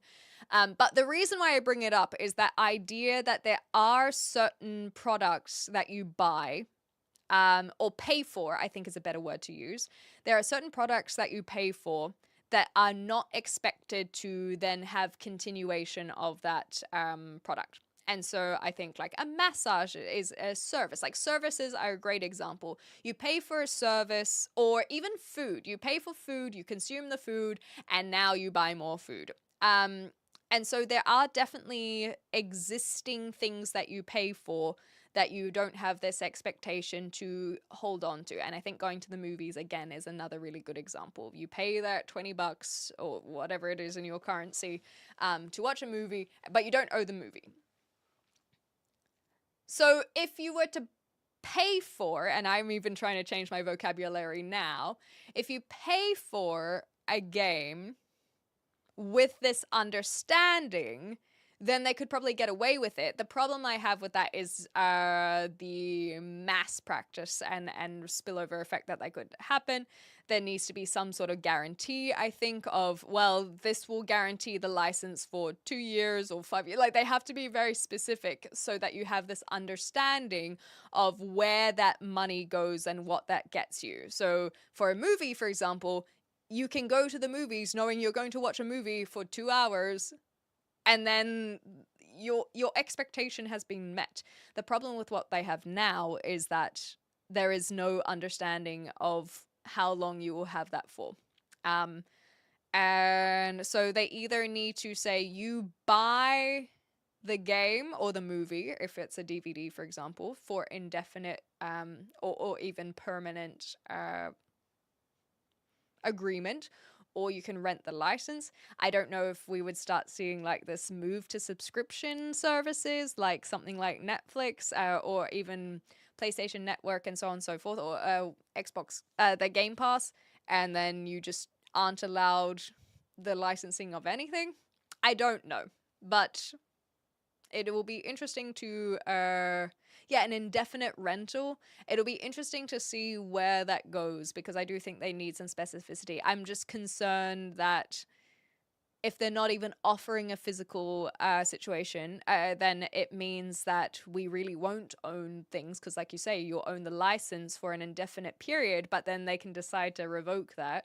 And even if you have something implemented of, well, you know that you're going to own this for 5 years, but what if you want to own it permanently? Do we now have two products where it's like, oh, this is the one for until end of life, and this is the one for afterlife, after end of life?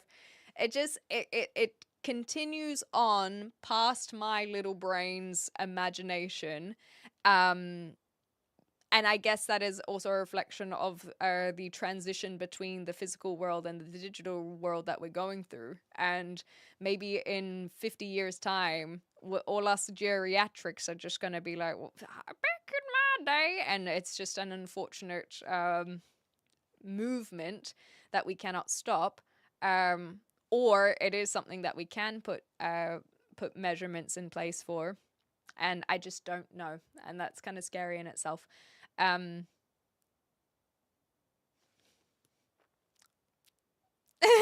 called? Thanks, you mama. Okay, let me catch up with some of these ones as well. Yeah, you could resell physical media. That's actually a really good point as well, Peter. We don't have that opportunity anymore. Shareware was the demo disc. Ah, okay. They were made by the companies, but we're fine with people copying them because most were demos. It got people to buy the full game. Gotcha.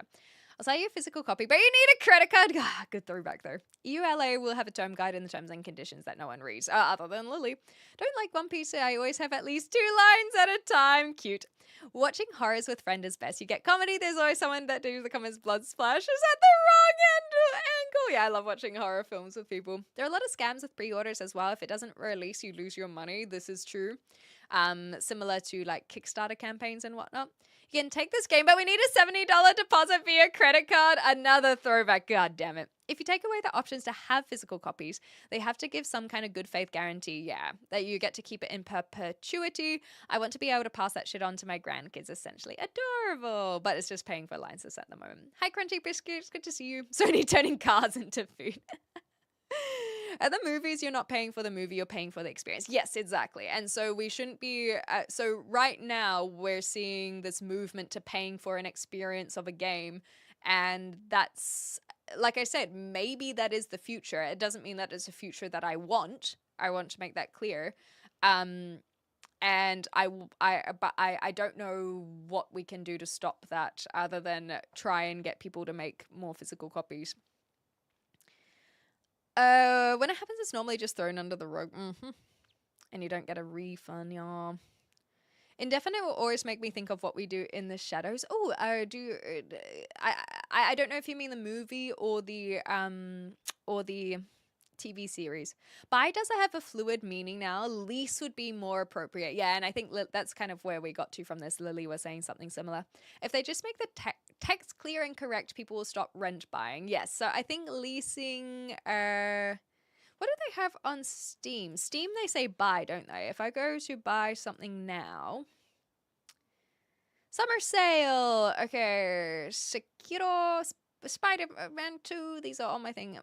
Monster Hunter Wilds. Alright, so I add that to my cart. And now I want to view my cart. Continue to payment. So technically Steam is pretty good at not using buy. Thank you for your purchase is what it would say. Interesting. Maybe Steam already has been a little bit on the forefront of making sure not to say buy this game. They use the word purchase, which is very sneaky. Thank you for your purchase. If you buy games on Steam and it's removed from Steam, you lose the money and the game. Yes, and that's why people are trying to have other methods about it and why people are pro-pirating as well. Back in my day, we knew what a VHS was as well as how to use it with a VCR. What? That's crazy talk. Little brain. Oh, stop, Crunchy. Thank you. I find most problematic strategy with online stuff is you agree to one thing and they change the agreement at any time. They know users will click next. Yes, they lock users in, such a scum strategy.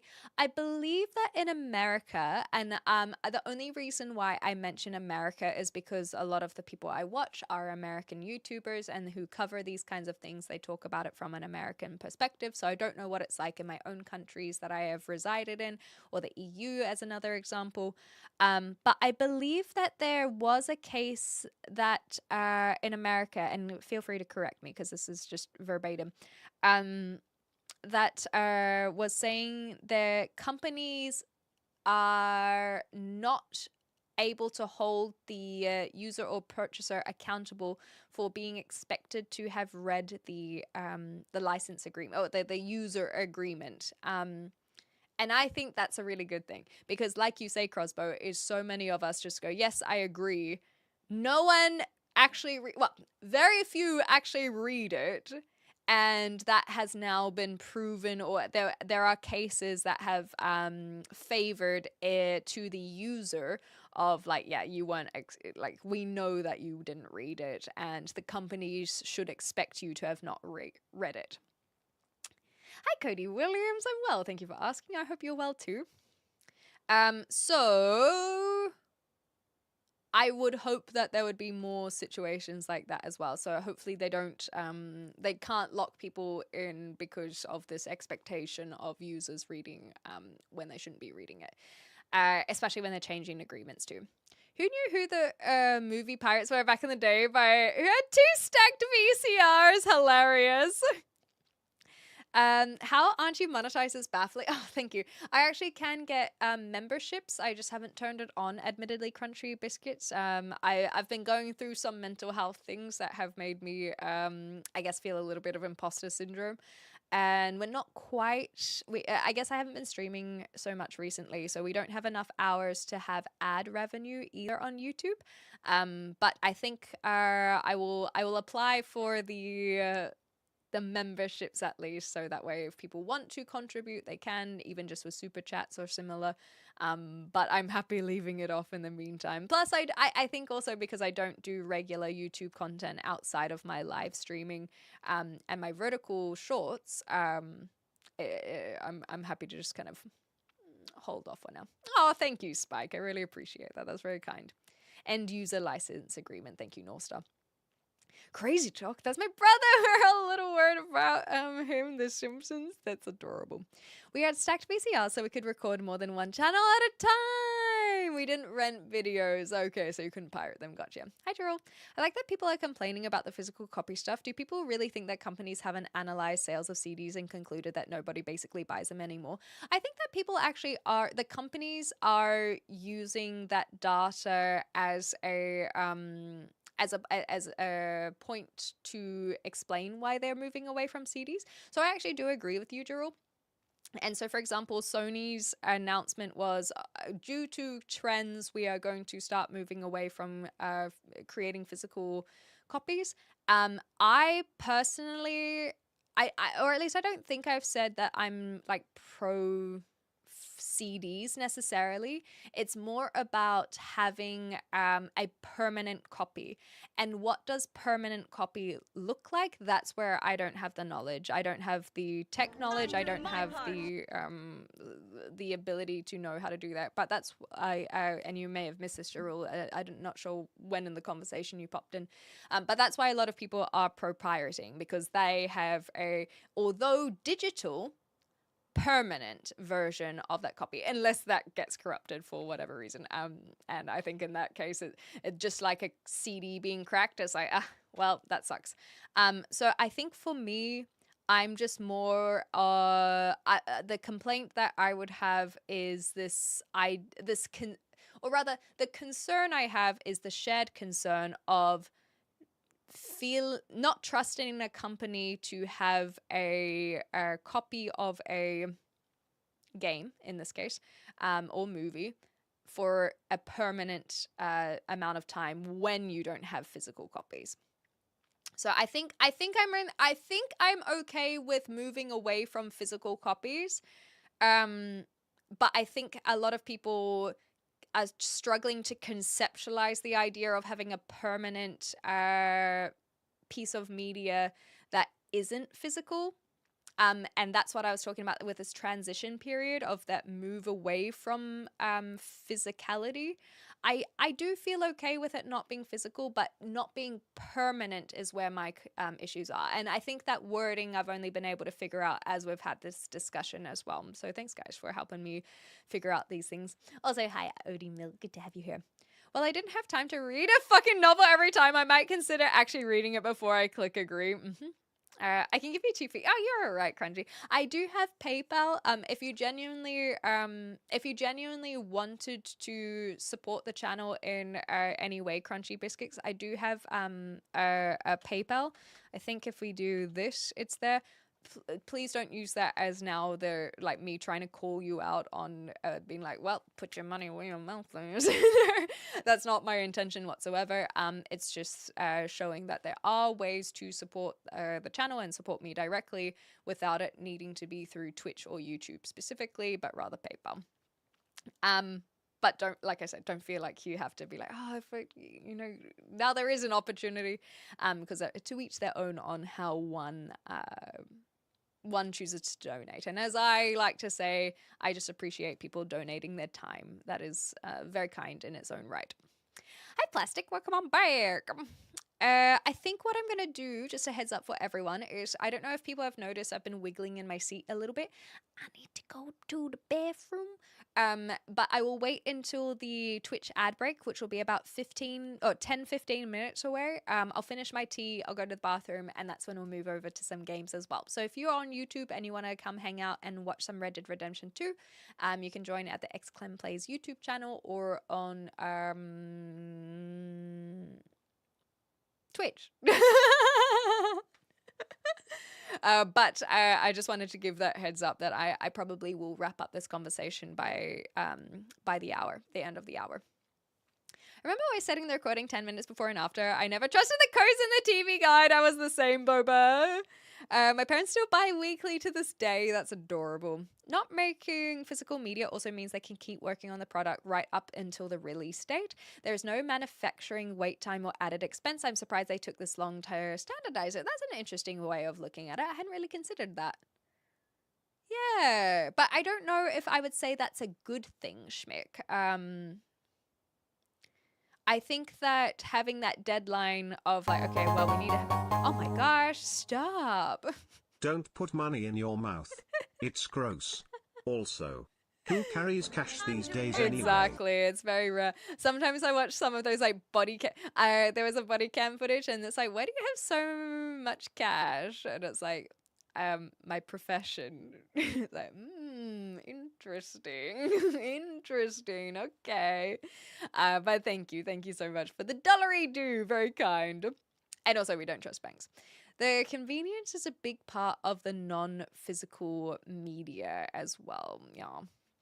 But do actually put your money where your mouth is. Yeah, I'm just so bad at asking for money these days.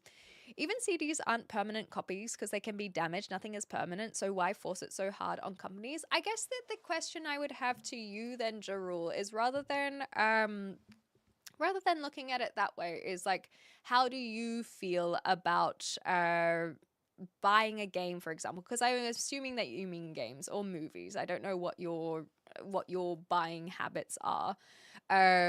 But that would be the question then, is instead of going, okay, well, this is the reason why that argument doesn't hold up. Like, what is your preference? What would your preference be?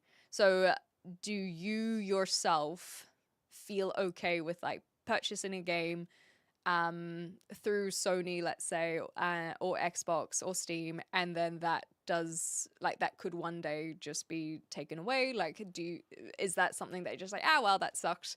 And if that's the case, like, that's not me saying you shouldn't feel that way. It's just very zen of you, to be honest. So yeah, how do you feel about that movement and that move away from physical copies, I guess, is a better question for yourself. Thanks, Goody Cameron. Who keeps cash in their wallet? Me, just in case, really. No, I haven't had cash in a long time. My keyboard isn't permanent by that logic. Yeah, so exactly right. It's like it could get damaged, but it could not. So maybe that could be the way of looking at it is, yes, it can be damaged, but it also could not be damaged. And if it's never damaged, then it just lives on indefinitely. Yeah, I think you have a good point, Lily. Like, and this is what I'm saying is I think that people really really struggle with the conceptualization of it because we're so used to a physical medium. I think actually, funnily enough, cash is a really good example of that. Is we have pretty much adopted this idea that cash is not in hand.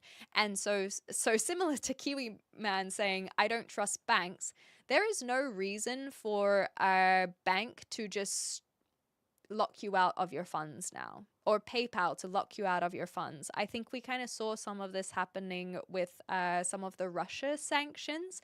There are people who were no longer able to access their funds because of the sanctions, even though they have, or like they might not be in Russia, but they don't have access to their bank accounts and PayPal and all this kind of stuff. So they just got locked out of their money. And YouTubers, Russian YouTubers, I remember we're talking about this as an example. And so the money in our bank account right now, you could just one day not have the access to it. So I guess maybe that could also be another question, is like, why are we cracking down on it to play devil's advocate in a way? Why are we cracking down on it for, say, video game companies but not banks? And maybe that is because we have now adopted it so readily and easily that we've just accepted it as it is. But to come back to what my point was earlier, is that I don't feel like we need a physical copy necessarily. But it is about the understanding of the permanence of an object or of an agreement, and that's where that clarity needs to be had. So if they decide, okay, you're not going to have this permanently, they need to change the wording so that is an expectation and understanding and an agreement that is had between the buyer and the seller. But again, you will own nothing and be happy. I think it does frighten a lot of people. And I think maybe in a way that, like what I was saying to Drew about being zen, if you're okay with that, I think in a way I am okay with that. But I would prefer to have, like some of you pirates out there, have my own copy rather than it being held up in a place like Steam or Sony. Like it would be nice to have that like a download code, or once you download it, that has the ability to download, like I don't know tech very well, but like a zip file where that is your version, even if they end support, so on and so forth. I keep mine hitting in random ATMs, always keep him guessing. Hilarious, Boba. Bargeld, exactly right. In Germany, they still actually do have some cash for tipping and things like this. Canada locked out the protesting semi-truck drivers from the bank accounts. Oh my gosh, I didn't hear about that. That's oh yeah. Damn. And isn't that so scary in its own regard? Smaller and smaller cash withdrawals have a "what will you use this for" question from banks as a means of tracking as well, you reckon? So what will you so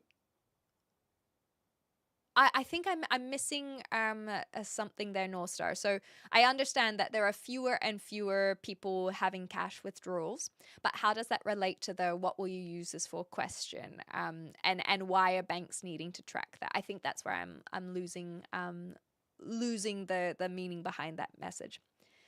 Many were apparently American. Oh, for the Canadian lockout. They didn't even know about their rights by the Canadian government's document. Oof. Yes, but again, similar to what we said about the EULA, I don't think they should necessarily be expected to know what is going on. So, as an example, I actually got an email of someone who has asked me to do a sponsored stream for a game. I'm not going to mention what the game is because unless I take up the sponsorship, I don't need to sponsor them for free. It seems like a really simple game, and so I did. I mentioned it to the mods, and I was like, "Hey, like, what do you think about these kinds of terms?" But there are just some things that I want to get clarification if I choose to message them, and one of them was that, like, here's the sum amount. But I read the contract or the sample contract that they gave me. And in the contract, which is not in the email, it says that they will have, like, that the creator, and me in this case, would have would relinquish their image so that the game developer can use the VOD for future promotional material. So essentially, to put it very simply, is that they would be allowed to use the VOD that I would do with this game to now make short form content, repost, and basically they have all rights to the VOD. They have an indefinite rights to the VOD as well. And that's actually what kind of made me feel like, I don't think you're offering enough in that case. I think if you are using my VOD indefinitely, that's where I was like, I don't know if many creators would have read this. But I did. But I don't think that is an expectation. And again, some people probably wouldn't care about whether or not their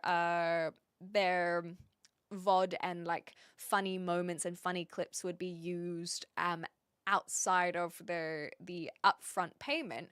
But for me, I'm like, you're clearly going to be getting something out of this if you have the access to my VOD, and I'm not convinced that I'm not convinced on the payment. I think you and I should get matching tattoos. What would you like to get? The only way I could do that was if you had to do a lot more work, and then you'd be done by yourself, so you'd be fine, and then I could just go home if I needed. You could just go. I'm assuming that was meant to mean. Oh, sorry, adapted. Okay, let me have a look at this again. In that case, no, I must have missed that. Hi, Shark. By the way. Can you hear me, Clem Fandango? I love her. I have no issues with this gag going on a ridiculous amount of time, Shark, but it's just good to see you. I hope you're well. I can't get to my hundreds of dollars. I have 50k in KiwiSaver that I will never, that I'll probably never touch, and I'm sure deep down there's a clause hidden somewhere so that I can, that they can just take it. Yes, exactly right. It wouldn't surprise me. America locked out people too due to politics. Yeah, and so that's why I mentioned the Russian sanctions as one off the top of my head. I think that's still going on, but I haven't been following it, admittedly. How much physical money is there compared to the digital dollars do you think? I think that's a really tough one, because then it's like, well, what are you using as physical money? Because if you're talking about gold, that's one thing, because a lot of people will be comparing the value of a dollar to the value of gold versus like paper money and coins. And so it just depends on that specification as well.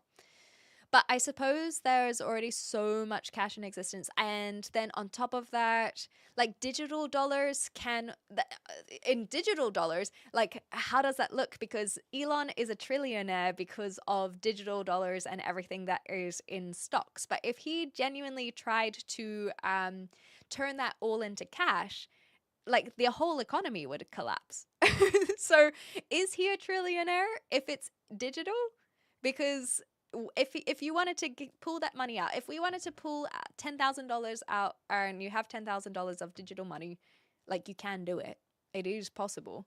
But can you pull out $1 trillion? No, because there are countries that don't even have $1 trillion. I don't even know if America does. I think they have a lot of debts and stuff. But I'm learning more about it, to be honest.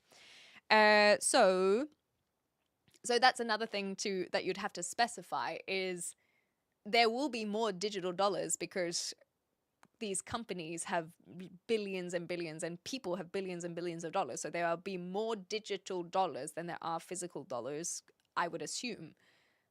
But conceptually, I think that's impossible as well. So it's like, what basis are you using? A post 9/11 cash tracking due to violent group funding, but banks have adapted it for other means. Oh, okay. And so then the cash, like, so are you saying that when people pull out cash, you have to say what you're using it for. Because I think that's where my lack of understanding was coming from, is that when I go to an ATM, I don't have to say why I'm pulling the cash out. But in America, is that what you're saying is happens in over there? Hi BA, good morning. I hope you're doing well. Google says physical cash makes up less than 10% of all money. That doesn't surprise me. And 90% of the world's money exists only as digital numbers in bank computers. But yeah, you just have to decide what you think of is real money. Matching leprechauns? I think that'd be kind of cute. I think would have to do it in Ireland though. Yeah, I got you, Nosta. I got you. It keeps me off the streets from terrifying old senators with threats of socialism for all the youngsters. Adorable. Yeah, gold isn't money, gold is gold. Yes, good point, good point. Worldwide physical cash totals about 8.9 trillion. Damn, that's pretty cool. I'm doing my part. Loads of it is imaginary. Exactly. It's not just digital, but imaginary. Like, I have $100 right now. I know that's not what you meant, C Mama, but it just made me giggle. I keep some cash on hand so I can afford to at least get somewhere safe, and I can't access my bank account. And there are people who absolutely hold that same thought. I probably should do something similar. There are people. That's why people have buy gold or invest in gold so that they have something physicals. And I understand it, especially like you men who doesn't trust banks. Try to pull out all your cash from an ATM. Well, I can tell you, Lily, that if I were to do it, I don't think I would have any issues. And that's just saying how much I have in my bank account. I don't think it's gonna get flagged if I do it. But someone else who has spent the last few years building a career for themselves and have a decent annual income, maybe they would have a little bit more pushback on whether they could pull out all the money in their bank account. I think that I will be okay pulling out the cash in my bank account. It might just be a question of why, you know? Although I do have stocks back in Australia. If I were to sell those and then pull it out, then it might flag a little bit more. But the actual like if I showed you how much is in my bank account, you'd be like, like it's a decent amount. I'm traveling the world after all. Like it's I'm happy with how much I have, but it's not enough for the banks to be like, this is suspicious. Like we'd get it, you know. I'll be honest. We get a few thousand out of that, but yeah, it would be. Let me put it this way: you'd be when you declare, when you're going across to another country. They often say, "Are you carrying X amount of dollars?" I wouldn't need to tick that. I wouldn't need to be like, yes, I am carrying over this amount. I would not have to declare the amount of money in my bank account. Is Arthur robbing Elon as his last big score? I think so. I think that's what it's all building up to, at least. Just like what happened to the bank in Saint Denis. Exactly. It's all at the bottom of the ocean. The amount and the question varies per bank. This is also very true. Always keep cash hidden in the car. Water, toilet paper, and a towel. Oh, just got all of the essentials. The BG started in Australia. I had no idea. Today I learned. You can only take out cash in increments of 20 in the US because that's the only bill our ATMs are stocked with. Damn, okay. So no, you wouldn't be able to take any cash. Oh yeah, exactly. I can't take out $10. I did get $1 today. So, you know, if I save up, if we get $1 per stream, then in 20 streams, I'll be able to take out cash. Keeping the money. Oh wait, no, it would be more because PayPal takes a little segment as well. Keeping the money in the bank account, I trust it more because if I had all the monies, that would make me nervous. Yeah, anything can go wrong as well. The cash limit is 10k. More than that, you need to be escorted by private security, and transfers over 50k require sign off from the branch manager. Yes, you are correct. Men at Work. Men at Work are actually Scottish, I believe, or at least I think the front man is Scottish. I only learnt that recently because there are people who were using their "I Come From a Land Down Under" song for more like white Australian rhetoric. I think is a fine enough way of phrasing it, and so. And so the guy who wrote the song was like, can you please stop using my song for anti-immigration as an immigrant myself? I thought that was pretty funny. So that is when I learned that they were actually Scottish, because the person who wrote what is known as like an Australian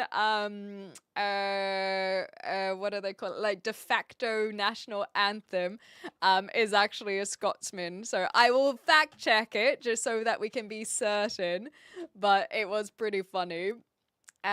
Australian rock band. Let me have a look, because I think it's just the front man specifically. Australian rock band. I think it was Colin. Yes, Colin Hay is Scottish. So there are four. Oh, one moment, please. Oh my God! I can pull I'm not out giving my name to a $20. slop bot. Naya. Thank you, Sloppy, for the $20. I can finally pull cash out from an American ATM. That is so kind. No, genuinely, I do appreciate it, Sloppy. Cheers to the $20. Thank you. Colin is a very Scottish name, you reckon? Hi, Spidey. Oh, Sloppy. Thank you. Let me catch up with some of these. So I just want to confirm that there are 5 members of Men at Work. Most of them are Australian, but Colin Hay specifically is Scottish, Scottish Australian. He is the lead vocalist as well. And he was in the band Ringo Starr and his All-Star Band. That's cute.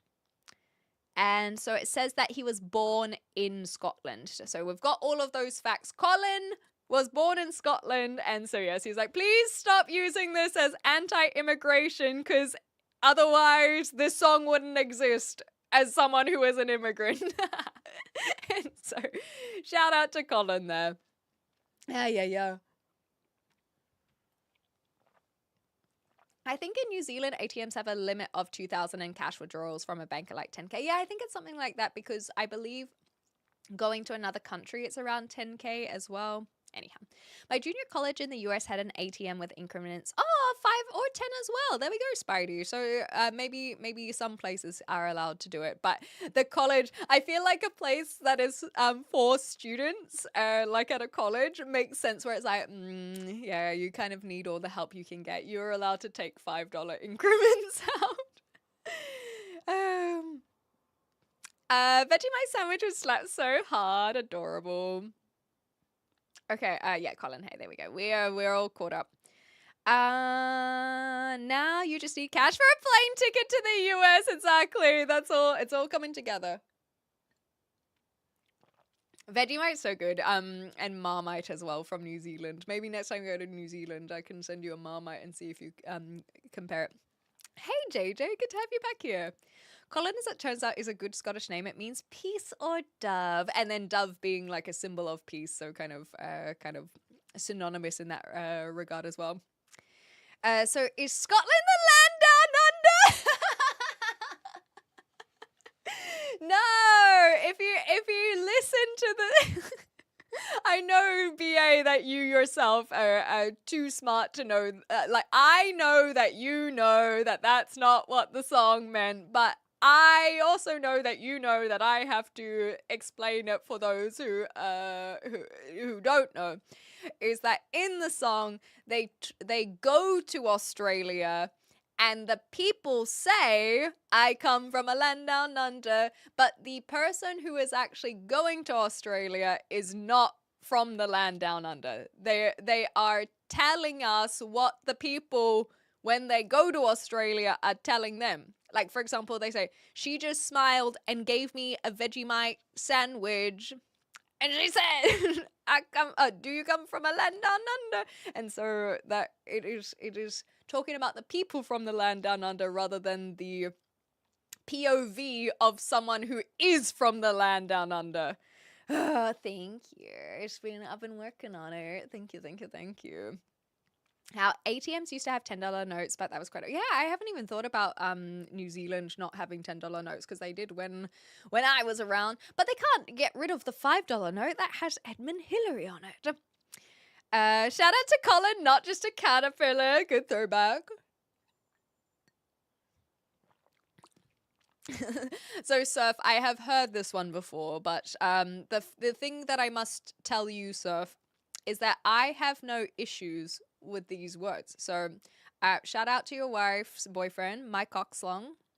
Mike Oxlong is handling Surf's wife nice and well.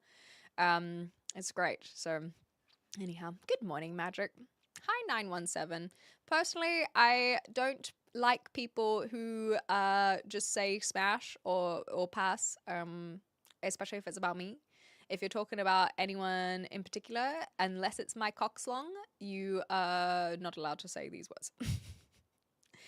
My cockslong, nice name. Mine is suck my dick. I love her. That's like foreign. Where's that from? Is that like Eastern European or something animations?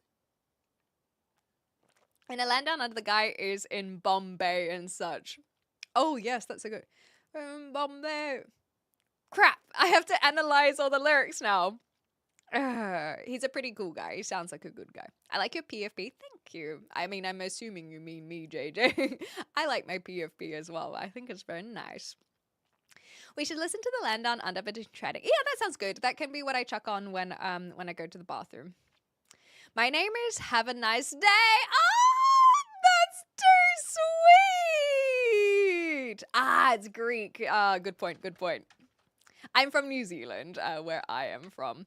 However, we are going to migrate over to some Red Dead Redemption. So if you guys are watching on YouTube and you want to come hang out and play some Red Dead Redemption 2 with us, you're more than welcome to.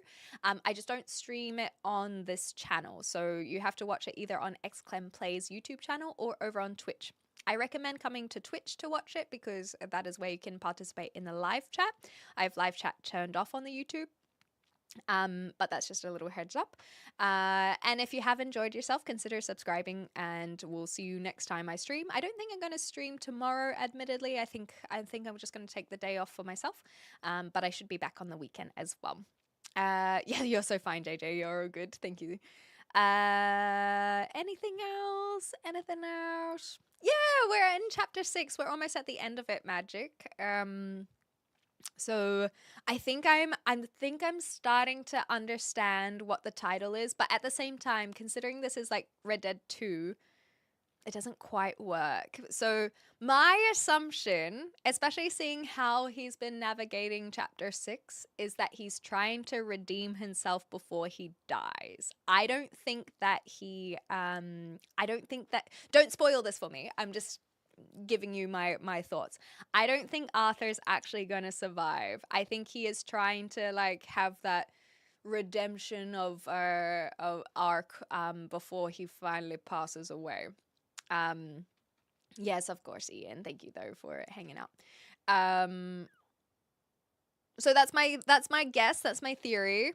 But the reason why I would be willing for it to prove me wrong is because I know that Red Dead Redemption 1 with John Marsden, I don't know the story about that one.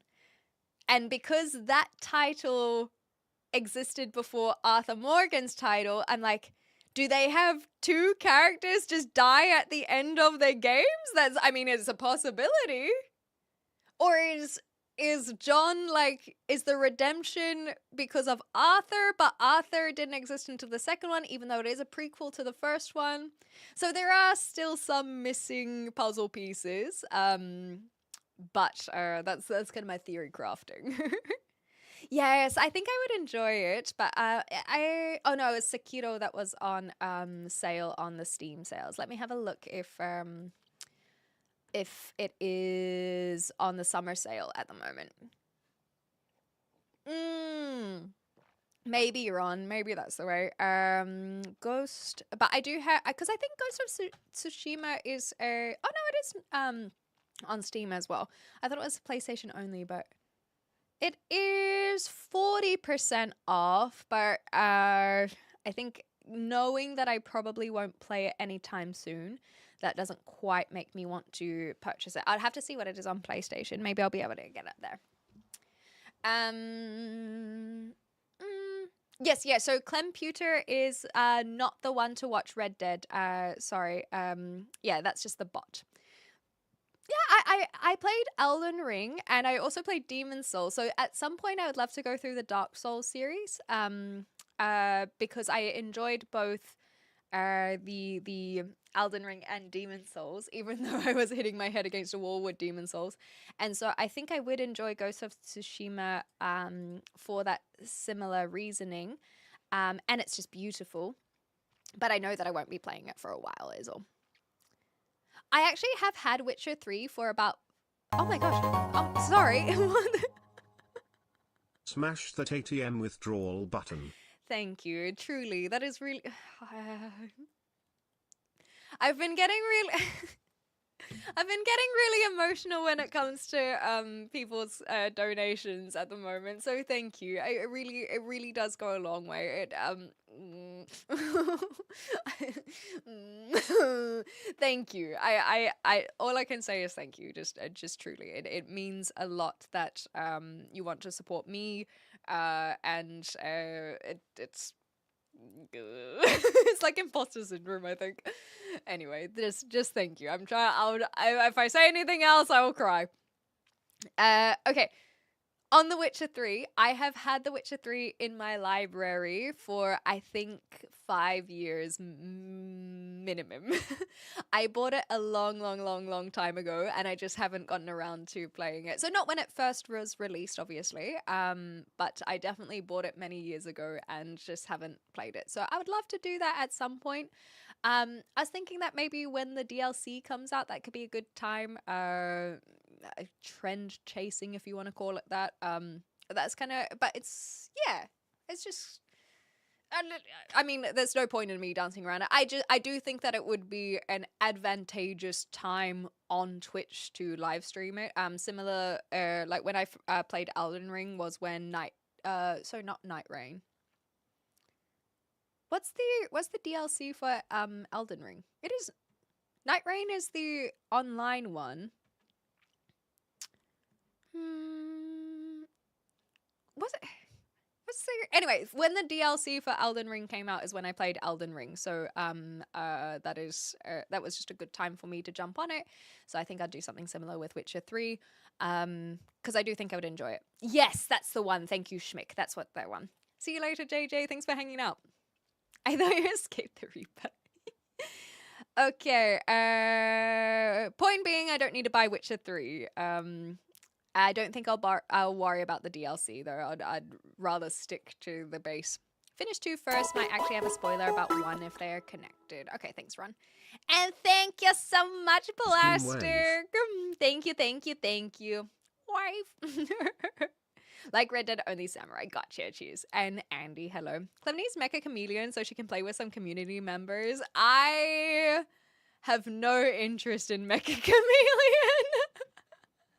I know people are loving it, but it's just, I am not a group, like, multiplayer person whatsoever.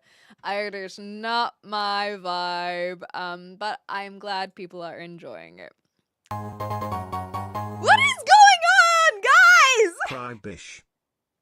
No, I don't want to cry. Stop!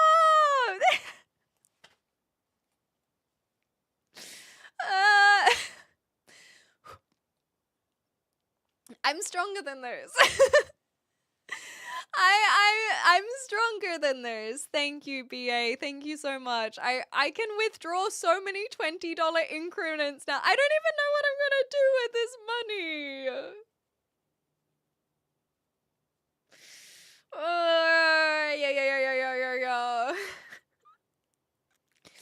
Thank you, guys. Thank you. Oh yeah. Whew. Friend swap type games are not my jam. No, not at all. What's the oldest game you have played and enjoyed? Super Mario Brothers from 1985. I don't even need to question it. Some might say Tetris, some might say Space Invaders. I can, without missing a beat, tell you that Super Mario Brothers, the original one, I spent so many hours in that game, all documented live on stream. It was so good. It's held up well. I loved it. And I think that is the oldest game that I have enjoyed. Because Tetris, oh, well, okay, well, now I have to rethink what I'm saying it.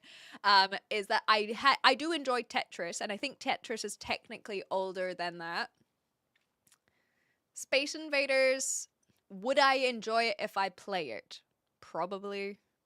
Would I enjoy Pong if I played it? Probably not.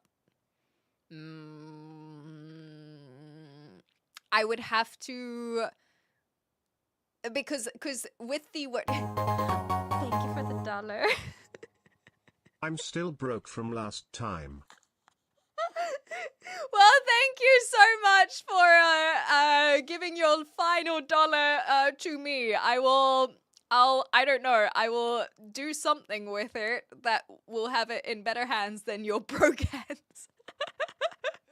If your decision is to give me the $1 when you are broke, then it is in better hands now. Thank you so much, Mick. Rent a coffee!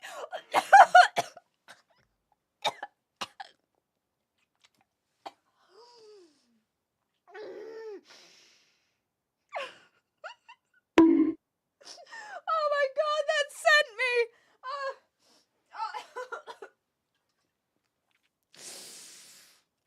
Oh my god! Rent a coffee! What the frick? That's so funny! Holy crap! Oh, I'm delirious now.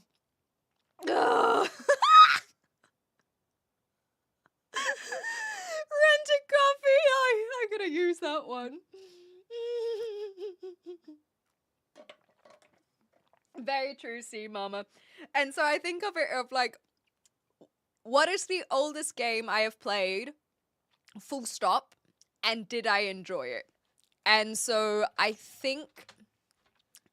When did Tetris originally come out? That was mid-80s. So oh, there we go. 84. So that would technically be earlier than Super Mario Brothers. Space Invaders was 78, and I did enjoy Space Invaders, but it's been a long time since I've played it.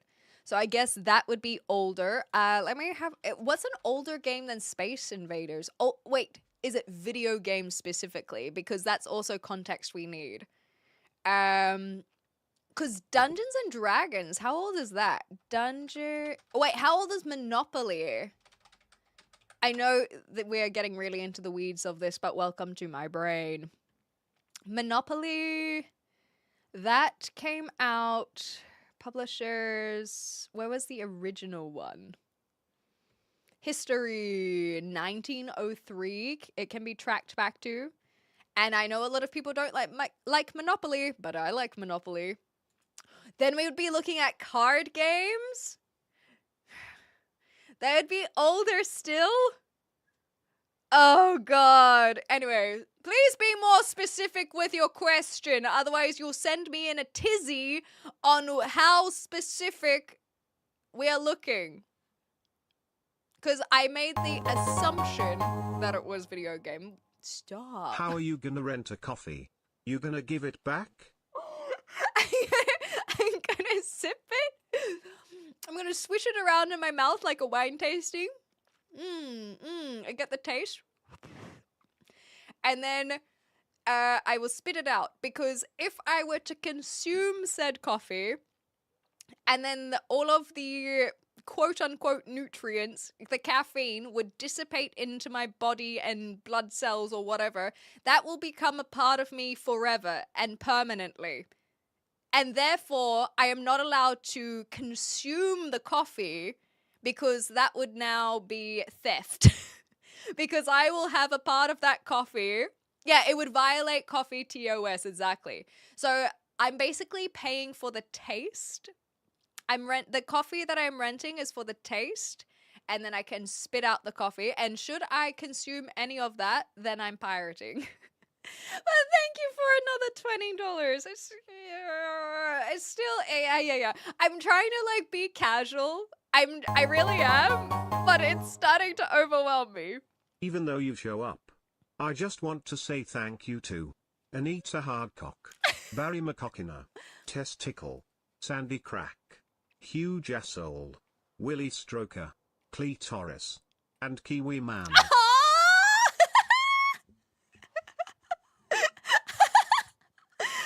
love that they're lumped in with all of the huge assholes. That's adorable. Aww. Thank you for the dollar as well. Oh my gosh. Also, hi, Dave. Pong is essentially electronic tennis. Yeah, I look. I think Pong is cool because of everything it represents, but I don't think that I'm one who's like, yeah, like I really love this game. Depending on who you're playing with, it could be enjoyable.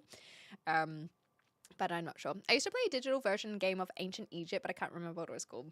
Hopefully someone will be able to help with that. In terms of DOS games, I've spoken a lot about the CD-ROM games that I used to play that were called the Clue Finders. So it was part of the Learning Company where they were edutainment games and they just kind of help you do math and logic problems. And when I come back from my summer vacation, so for those who do not know, I'm going to Spain for 2 weeks, and then I'm going back to Copenhagen to hang out with my friends, and then I'm going to Iceland to watch the total eclipse. Stop it! Stop it! Seriously? I know what you should do with the money. Buy a fucking stream room light. There. I've never seen Calm so aggressive, and I feel so called out right now. Look, when Calm of all people writes fucking stream room light, you gotta sit down, listen, and respect it. Yeah, wait, that was your message. If Calm is yelling, we're all in trouble. Exactly. Oh, I don't have the pin. Sorry. There we go. Okay. I see. My apologies. That I missed altogether. Kiwi Man, Calm, combined. Yeah, I feel very, very called out. So thank you guys. But seriously, it's just I have no words. Like I said, I'm trying to be chill, I'm trying to be calm. I'm not calm, but yes, I'm definitely called out. I tell you that. You guys are too sweet to me. Whoo. Okay. I'm chill. I drink coffee sometimes, but I don't inhale. Hilarious. How much of the coffee do you need to retain to be considered pirating, though? And how much would be considered just keeping the trailer and being a good source of extra income for the coffee creator? Now we're really getting into the lawyer and copyright talk, are we? Maybe have a jam on some DOS games. Yes, I think it would be a lot of fun. So sorry, coming back to the Clue Finders is when I come back from my summer getaway. I was saying I'm going to Iceland for the total eclipse, which is super, super exciting. I really want to play. I want to do a like back to school. And so I could show you, but I think I want to save it. But basically, you have 1st to 6th grade adventures, and I want us to like go through and play. I haven't figured out if I want like some sort of integration where the only way to progress is by you guys answering rather than me like speed running through it, or if I'm just like, fuck you guys, I'm going back to school and you get to watch. I have to figure that out, but I'm not worrying about it because I've managed to get 3rd to 6th grade, which are the Clue Finders, to work, but I haven't gotten 1st grade to work, and I haven't actually tried 2nd grade yet. it loads, but no sound plays. So I haven't figured out where the sound is routing. But I can play 3rd to 6th grade, so I'm gonna try and work on that. Hi Okami, good to see you. I mean a physical game that was played in ancient Egypt. Oh, okay. So almost like a chess equivalent, or checkers, or one of these really ancient games. And then but in ancient Egypt, pushing the stones around. I've been replaying the point and click adventure games like Space Quest. Oh yes, and I must play Oregon Trail at some point too. Cool. Okay. Not just a name, also a tip. Adorable. Okay, I really need a pee now, so I will call it there. Thank you again, everyone, for being just so amazing. Again, if you're on YouTube and you want to come hang out and watch some Red Dead, come join on Twitch or XClem Plays YouTube channel. If you want to just chuck it on in the background. Thank you, Andy. Yeah, I really need a pee. So what I'm going to do is I'm going to turn off the YouTube stuff. I'll play some music for those who are on Twitch, and I'll be back very shortly. But thanks again, everyone. Like I said, if you've enjoyed yourself on YouTube, consider subscribing, consider following on the other socials. Go like and comment on the stuff that I post because it helps go a long way and it's a free way to do so. Okay. That's all. Thanks, YouTube.